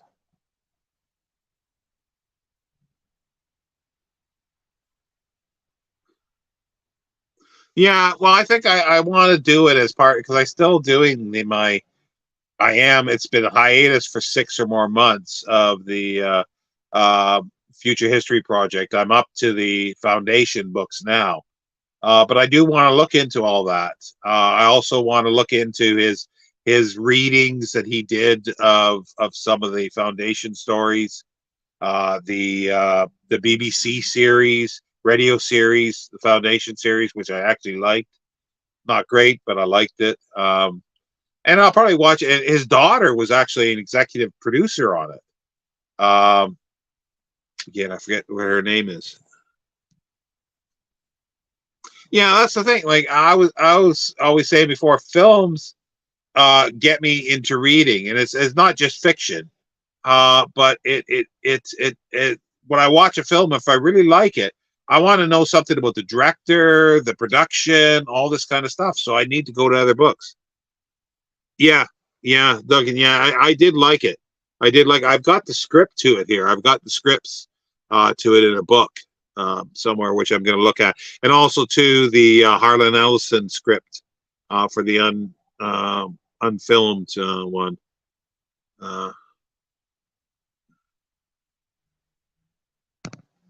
Watching the series Foundation prompted me to read the book, and I didn't see many similarities.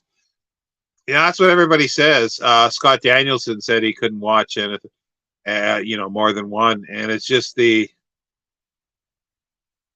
actor I think that they had playing Harry Seldon was on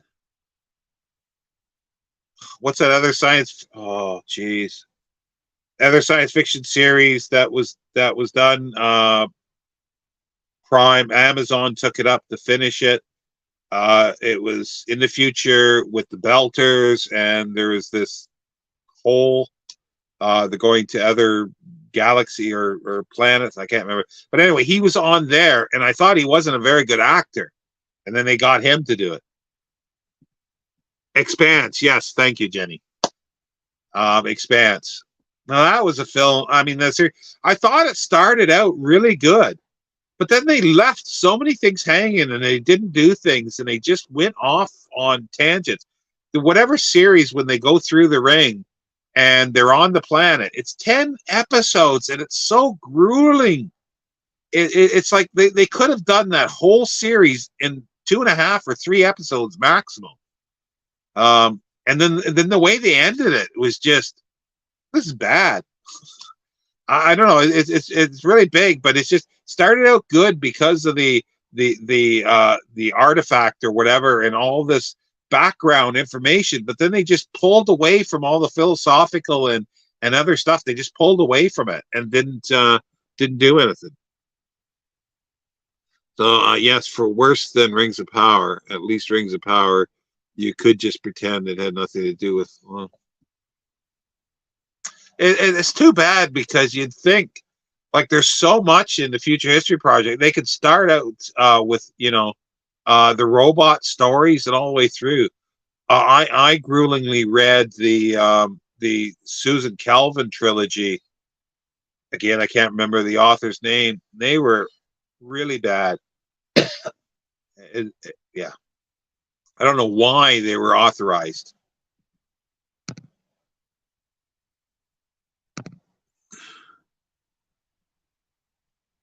Oh, your favorite movie all time? I do like it. I like the old Upanskaya. What's her name? I really like her. The old gypsy actor. Anything she's in, I love watching. She is fabulous. She has such presence. And Lon Chaney Jr. wasn't a great actor, but I like the stuff he was in. Some of it's really, really cheesy. I think his best acting bit is in High Noon, when Gary Cooper goes to see him because he's the old sheriff. And it's a very short part, but his acting, that's, I think, his best acting. Yeah, she is. Oh, she's a great actress. Everything that, like, I anytime there's still a lot of films that I haven't seen that she's in. 30%.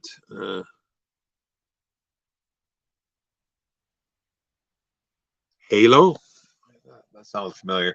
Yeah, the Wheel of Time. Like, it's fantasy stuff that I'm not too great with myself. One of the main themes of Foundation is futility of violence and solving issues. In the TV series, they just ignored that. Yeah. That's it. Yeah, Parlabane. Yeah, Mickey Zucker Reichart wrote the Calvin trilogy, and I read before giving up. Was terrible. It was. Yeah. Apparently, though, she's done some great big fantasy ones that are really highly rated. I don't know. It's just, she just destroyed Susan. There was bits that were interesting, but she destroyed Susan Calvin in many ways. Yeah. Do you dare show me the wound? Yeah.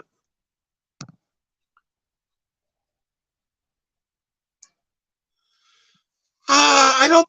It shouldn't be unfilmable. That's the thing. It shouldn't be. There's a few things that I think are unfilmable. You mentioned, I haven't quoted on, but you know, and thanks for. Or I did. I did put I think comment up, but City. And either way you do it, even like I'm sure they could do really great CGI for the dogs, but it just wouldn't work. It would just look too cheesy. And I don't know how. Apparently, they're doing the Hyperion. I don't know if it's the whole Cantos or just the first film. Apparently, they're doing that. And also, somebody has bought Waystation to do, and they're calling it a thriller. So I think somebody has not read the book.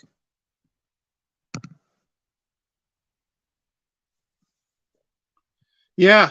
Well, it's like when I hear the new Dune film, like the director was saying that he gender swapped the I think was it Liet Kynes, the planetary ecologist, for a woman. He gender swapped. He says, "Oh, there isn't enough strong women in the character," and I'm going in the books, and I'm going, "Did you read the book? The Bene Gesserit run the universe." They are the strongest characters. They run the universe. Watched Wheel of Time, and it was awful. I heard from friends who read Jordan novels who told me that the series was a hatchet job on the book.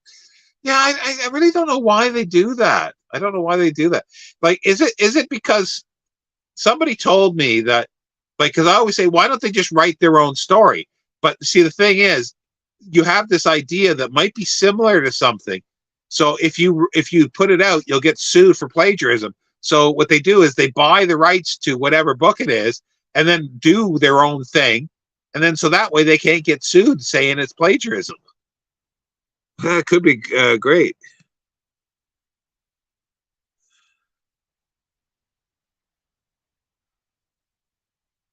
Yeah, I don't like it would be really difficult to do. I'm not sure how they would do.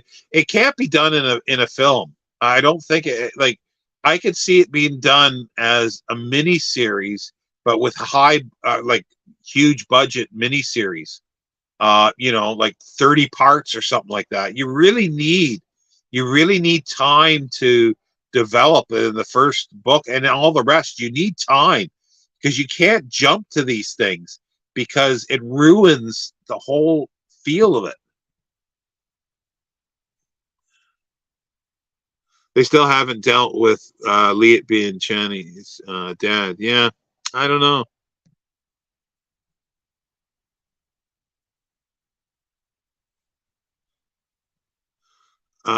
Who is Lady Jessica if not a strong? Yeah, that's the thing. Yeah, yeah. I really don't think they read the book. You know, I know a lot of people like, it's either they like or hate the Lynch 1980s Dune. I didn't like it at all, but Lady Jessica was Francesca Annie was a good choice. If she wasn't on there for the eye candy on screen for me, I'm sorry, but yeah, I would have walked out. I would have walked out of the film. Um, but yeah, it's they chose wisely for a Lady Jessica there.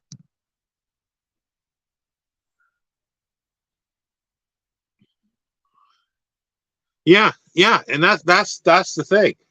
And the whole thing is too, like they're the thing with any of these stories, they usually skim off the top layer. It's like for Hyperion, they'll skim off the top layer and just show the action.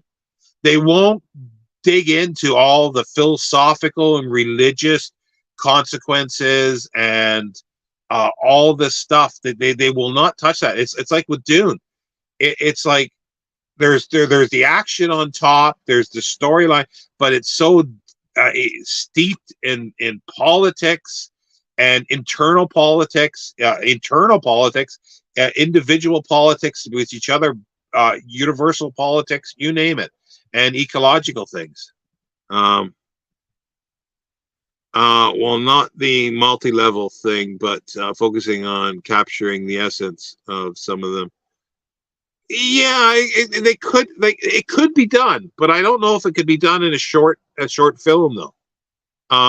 You're saying there, as Phillips was a Farmer fan, I thought too. Yeah. Oh yeah.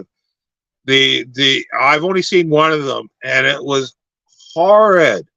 It was actually horrid. Um, yeah, it is. Like, yeah, the Riverworld series could be so well done, and you wouldn't need a lot of special effects for it either. It mostly is action and film. They just need to have somebody good to play Richard Burton. And the one I saw, Richard Burton wasn't even in there, I don't think.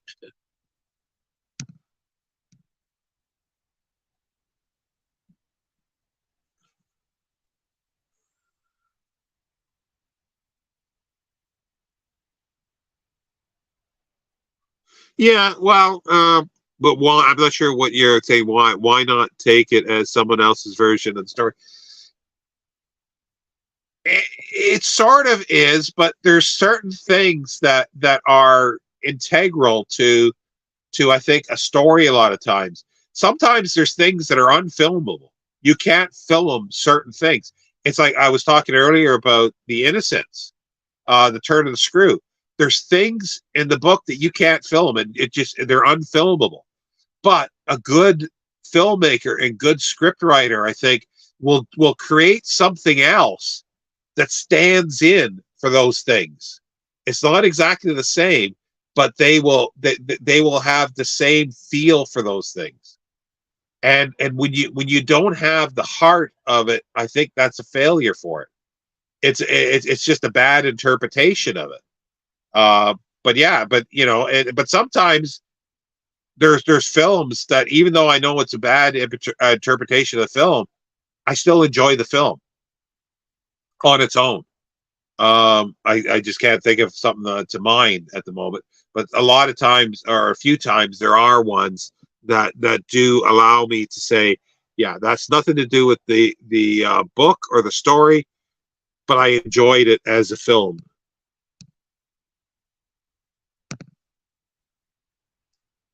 Yeah, that exactly.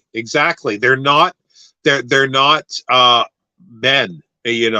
Yes, they have the Bene Jesuit, they have the weirding way, and they have all this strength, but it sort of fits in it. It's not just because they're not.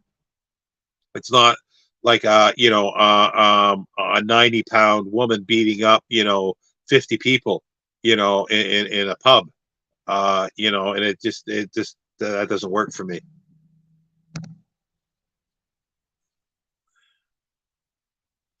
The sci-fi series was the best. I think it's actually pretty good.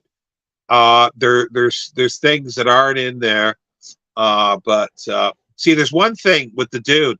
If they don't have the banquet scene in there, that to me, it fails as a film. That banquet scene in a short period of time says so much, and it's so easy to do. That's an easy scene to film, and if that's not done, then to me, that's a bad film for Dune. Yeah, well, Nicole, it's worth watching the sci-fi series ones.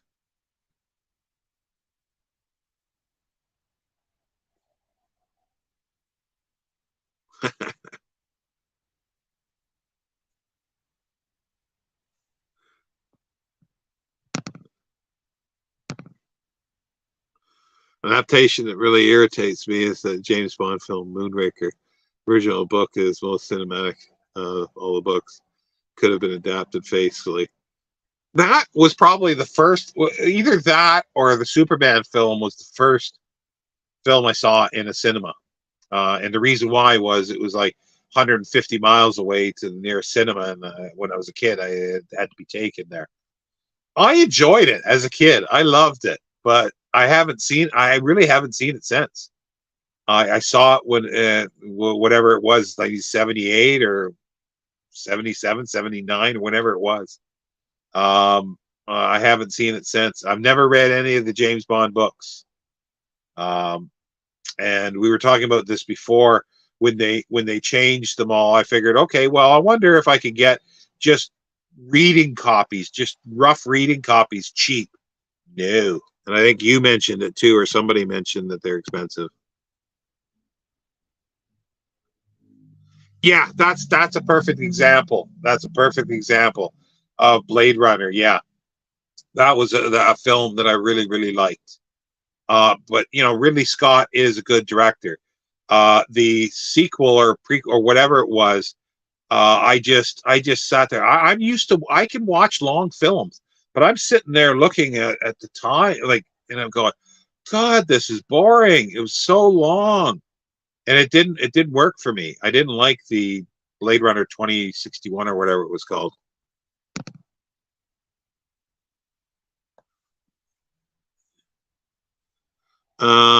Well, a different interpretation and completely turned on access representation, basically just usage of the name to sell a news story is a quite, yeah, that's what I was saying.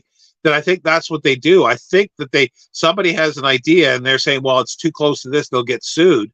So, well, at least somebody told me this, and I'm going, well, I could believe that. You know, an interpretation is fine. You know, and as I say, it's like, to me, one of these films that are so good, I keep going back to the Innocents, is because the way oh I'm trying to remember the author's the screenwriter's name that wrote In Cold Blood, Breakfast at Tiffany's. He did the script, and it's so great. There's little moments in there that are so good that were him. You know, John Mortimer put a few good lines and stuff in there too, but the final structure was him.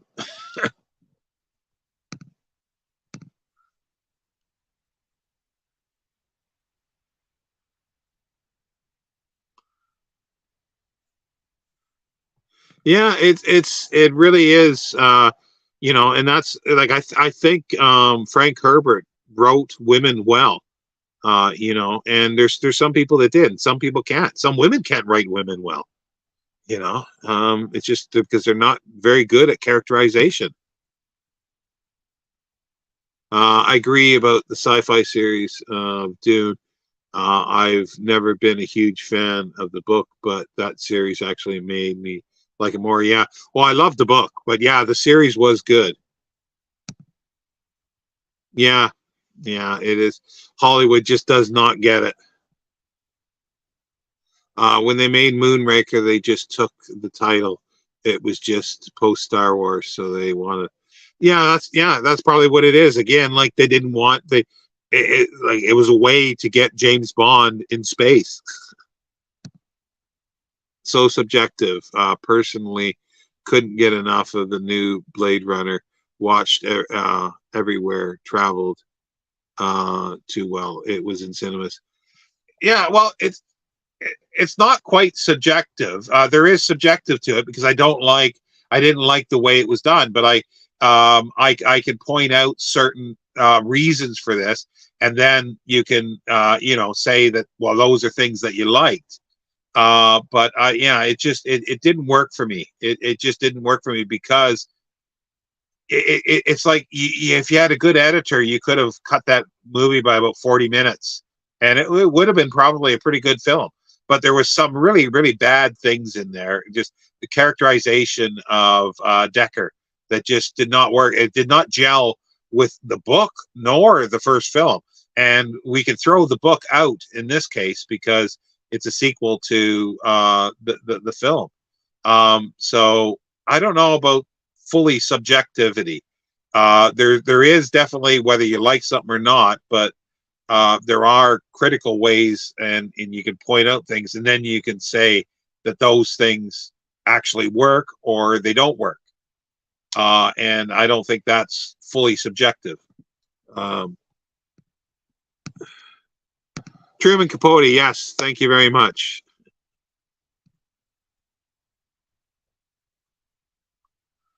Which one is The Spy Who Loved Me? Because I keep remembering the last one I ever saw, really, I think in the cinema, was, or the last one I saw was a Roger Moore one, with the dancer and stuff. We talked about this before, and it could be The Spy Who Loved Me, and I like that one. It's just with the song of Sheen Easton song. Is that the one? I don't know if that's the one or not, because I keep being told it and then I forget it. But that was last one. I did see part of a Pierce Brosnan one. Oh, I've seen bits and pieces of other ones, but I like Pierce Brosnan, and I thought he would be good. I don't know if he actually was. I don't know if he was allowed to be good or not. The one with Lotus Esprit as someone. Yeah, see, now I'm not sure. I'm not sure which one that is. Oh, For Your Eyes Only. That's it. Yeah, I think that's the one with the dancer. That one, I think that was the last one I saw fully. But I'm sure I've seen The Spy Who Loved Me. So did that come after the For Your Eyes Only or before? Well, I know For Your Eyes Only was the last one I saw in the cinema. So I might have seen another one on TV after that, but I can't be sure. Because, well, definitely if The Spy Who Loved Me is after, then I have seen one after. But yeah, yeah, no, it's an argument I think that could go on forever. People will like certain adaptations. Like I say, people love the David Lynch Dune, the 80s Dune one. And a lot of people do say it's because they get into the thoughts, like they do try that. But it just, to me, it was a good try, but it didn't work.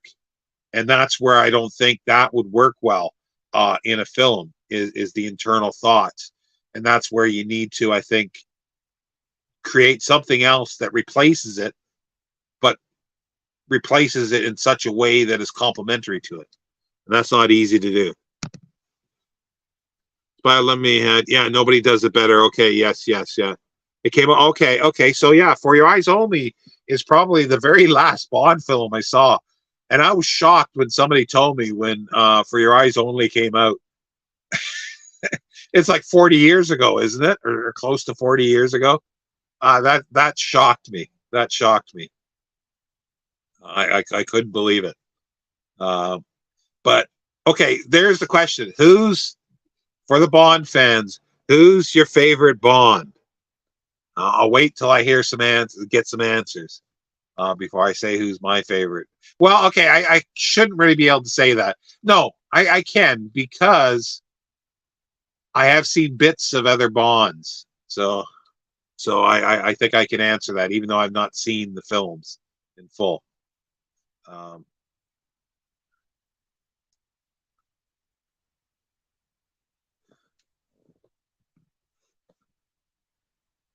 Apparently, it's been greenlighted. They're doing it, or they're filming it now. Oh, you mean any more after the Dune film? Oh, okay, I don't know. I guess it depends on how well it does. Spy Who Loved Me film is completely different to the book.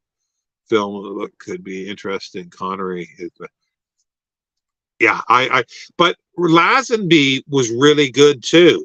And I'm not sure if it was because Diana Rigg was in there with him. Really, Timothy Dalton. I never really cared for him.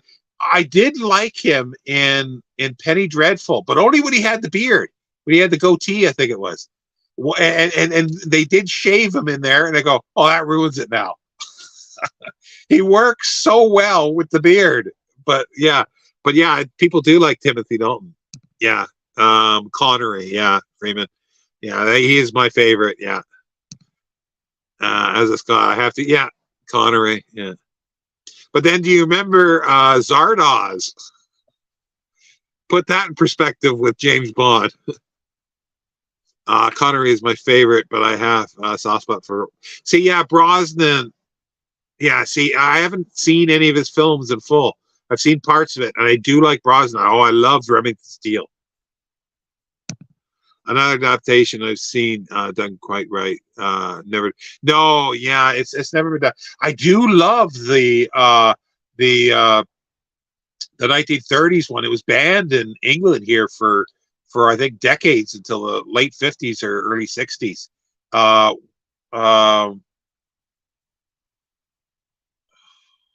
Again, I can't remember the actor's name.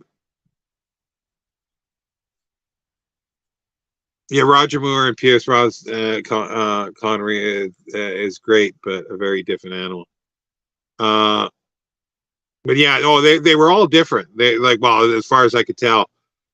Like I did when I watched some of the Connery ones, the humor and stuff. I did. They are funny, but I don't know if I could do those properly anymore. What this? Which Flash Gordon is this? Is this the one with Brian Blessed? The one with the Queen music? Because I don't remember him in there.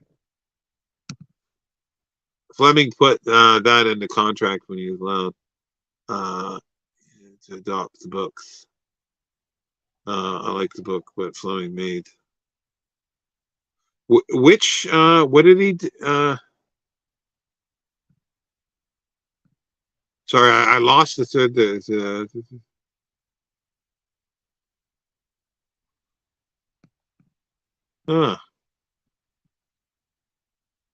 I'm not sure, Aaron, what you're talking about there. I guess that's a production company. I'm not sure. I really don't know that much about the films, to be honest. It's an objective fact.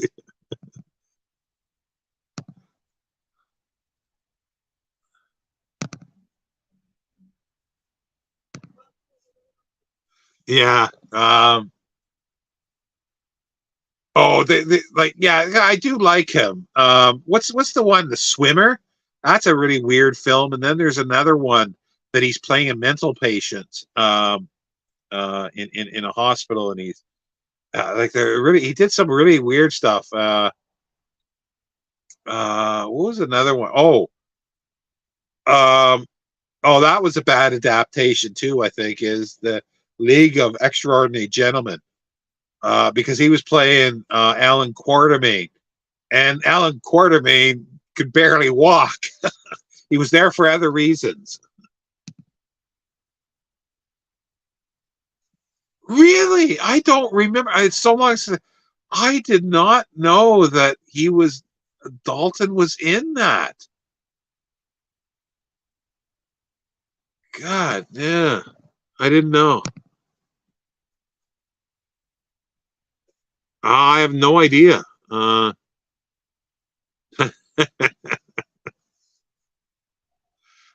Yeah, I don't know if it's been announced yet. It sounds. I don't know. Are they going to gender swap, and is it going to be a female? I don't know what they're doing. I really don't know. I haven't kept up with it at all.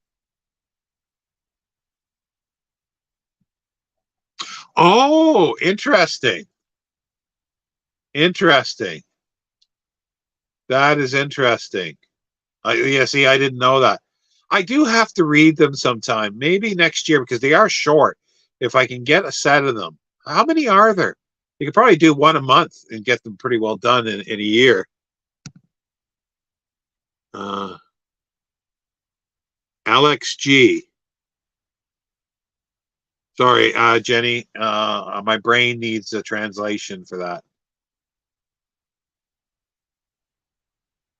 I'm not sure what that is. Alex G. Yeah, I'm not sure what that is. But yeah, I think if I don't know. Yeah, or no, wait a minute. Is there 14 Bond books? Is there 14? Not sure.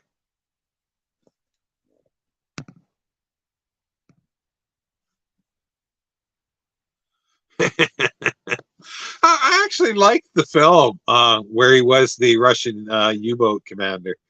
I can't even remember the name of it now, but I liked the film. I would never read the book. League of Extraordinary Gentlemen. Yeah, I love the. I'm not a comic person really, but I did love that because it pulled all the stuff from old books that I'm familiar with.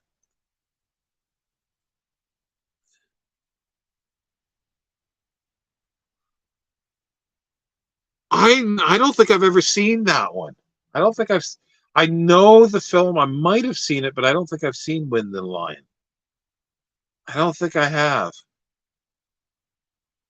Um, there's so many, and it's like he's like 80 years old and he's doing things. What's the one that he's playing a cat burglar with Catherine Zeta-Jones, and they go to the United Arab Emirates or something? And oh, that was just.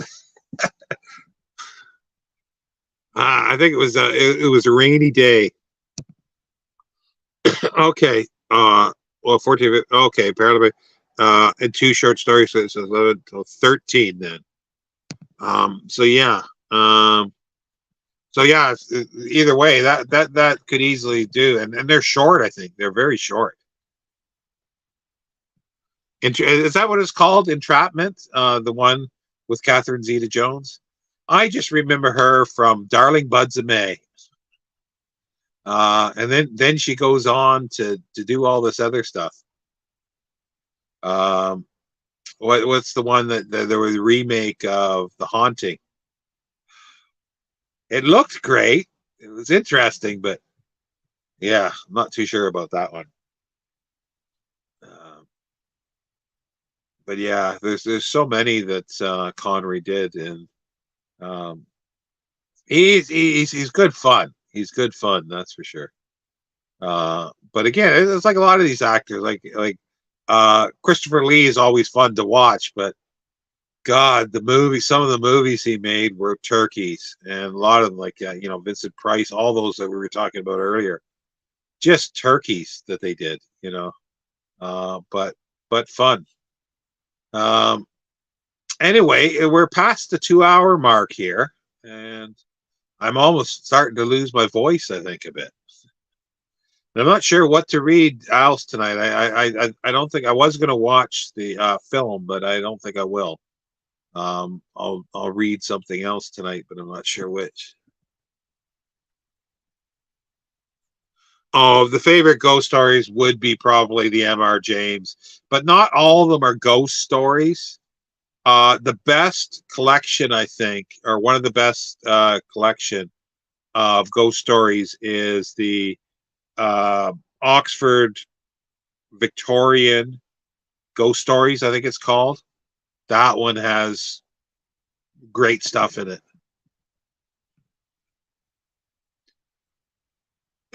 Yeah. So yeah, that's doable. That's like, it depends on how it's written. Like, to me, these are currently, because I live a life of leisure. It's a day's reading, so there's not a huge problem with that.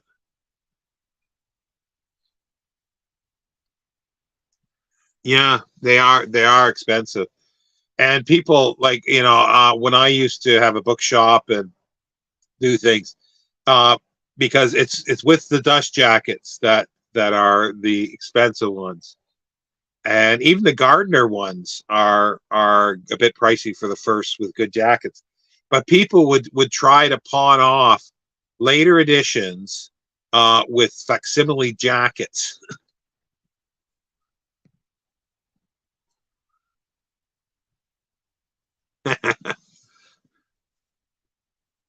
Yeah. Well, that's the thing. I don't want to read the ones with the corrections. Like, God Almighty, I don't know what they would do with this book. They would destroy it.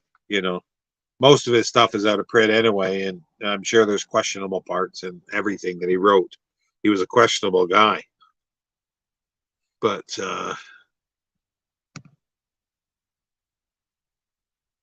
all in 1 month. Oh, I don't know. I think that would be overkill for me.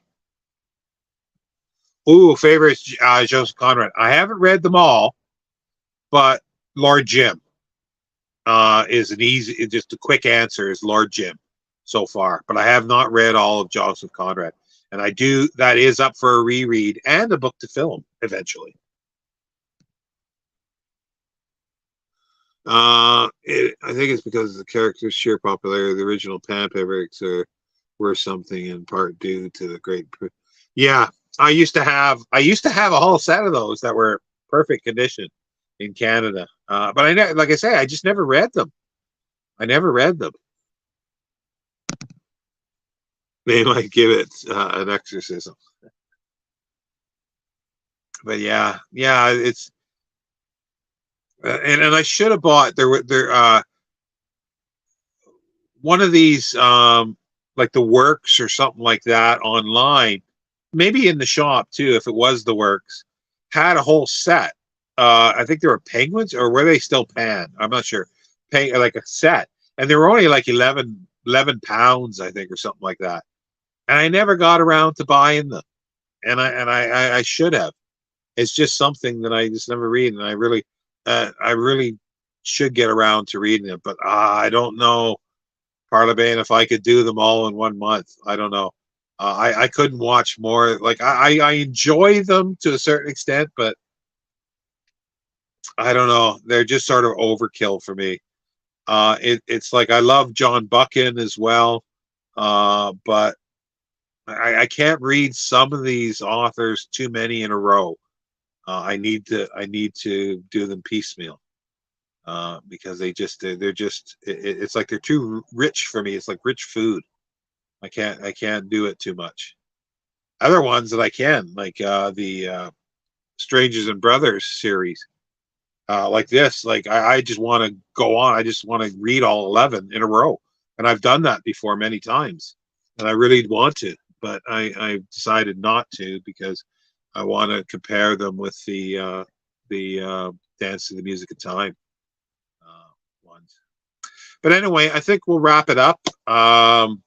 Thanks for everybody for dropping by, and so that saves me 4 videos to do. Well, no, I'm still going to do a video on this at some point, but it won't be for quite a while in the film, and something else about the author as well. I think. Might do something about the author sooner than later. What's the worst book? Worst book I've ever read. There's been a few. There's been a few recently, and I still haven't finished it because I'm doing the reread of Jane Austen, but I've been stuck on Sense and Sensibility. You see, I dislike pure romance and nothing else. And in that book, every page, it's these women talking about, maneuvering to get a guy, or guys are maneuvering to get a woman, or talking about how rich the guy is. And it's constant, just constant there. And there's nothing else. And the writing doesn't thrill me. Clarissa is going to be that kind of thing, but the writing thrills me.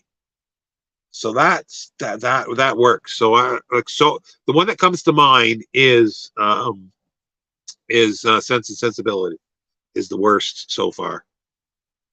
I just bought a bunch of Conrad because I like the covers, Everman's Library editions. Okay. Yeah, they are nice. Yeah, so I want to get the Lord Jim one because I do want to get a hardcover. I've got a few other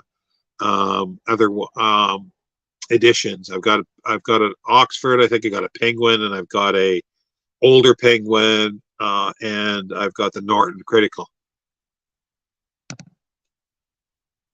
Yeah, what is it? It's 9 o'clock here, so it's an hour just before you. Thanks for stopping by, Duncan. Thanks for everybody, Nicole, Yuri. Yeah, Conrad is interesting. he's a slow writing, but I do really like him. He takes a while to develop. Like Lord Jim is kind of interesting. I remember it's like you get a third of the way in or half of the way in, you turn the page and they go, now the story begins. I just love it though, and the film is great. Well, yeah. Well, with 44 books, you got to put a dent in there, Jenny. But yeah, thanks everybody, and I'm sure we'll be back Friday, Mark and I, and maybe the Four Horsemen. It depends on what everybody else is doing. Did I do it last Friday? Yeah, I did it last Friday. I think I did it, or I can't remember. Whoever did it last Friday, it'll be the other person's channel.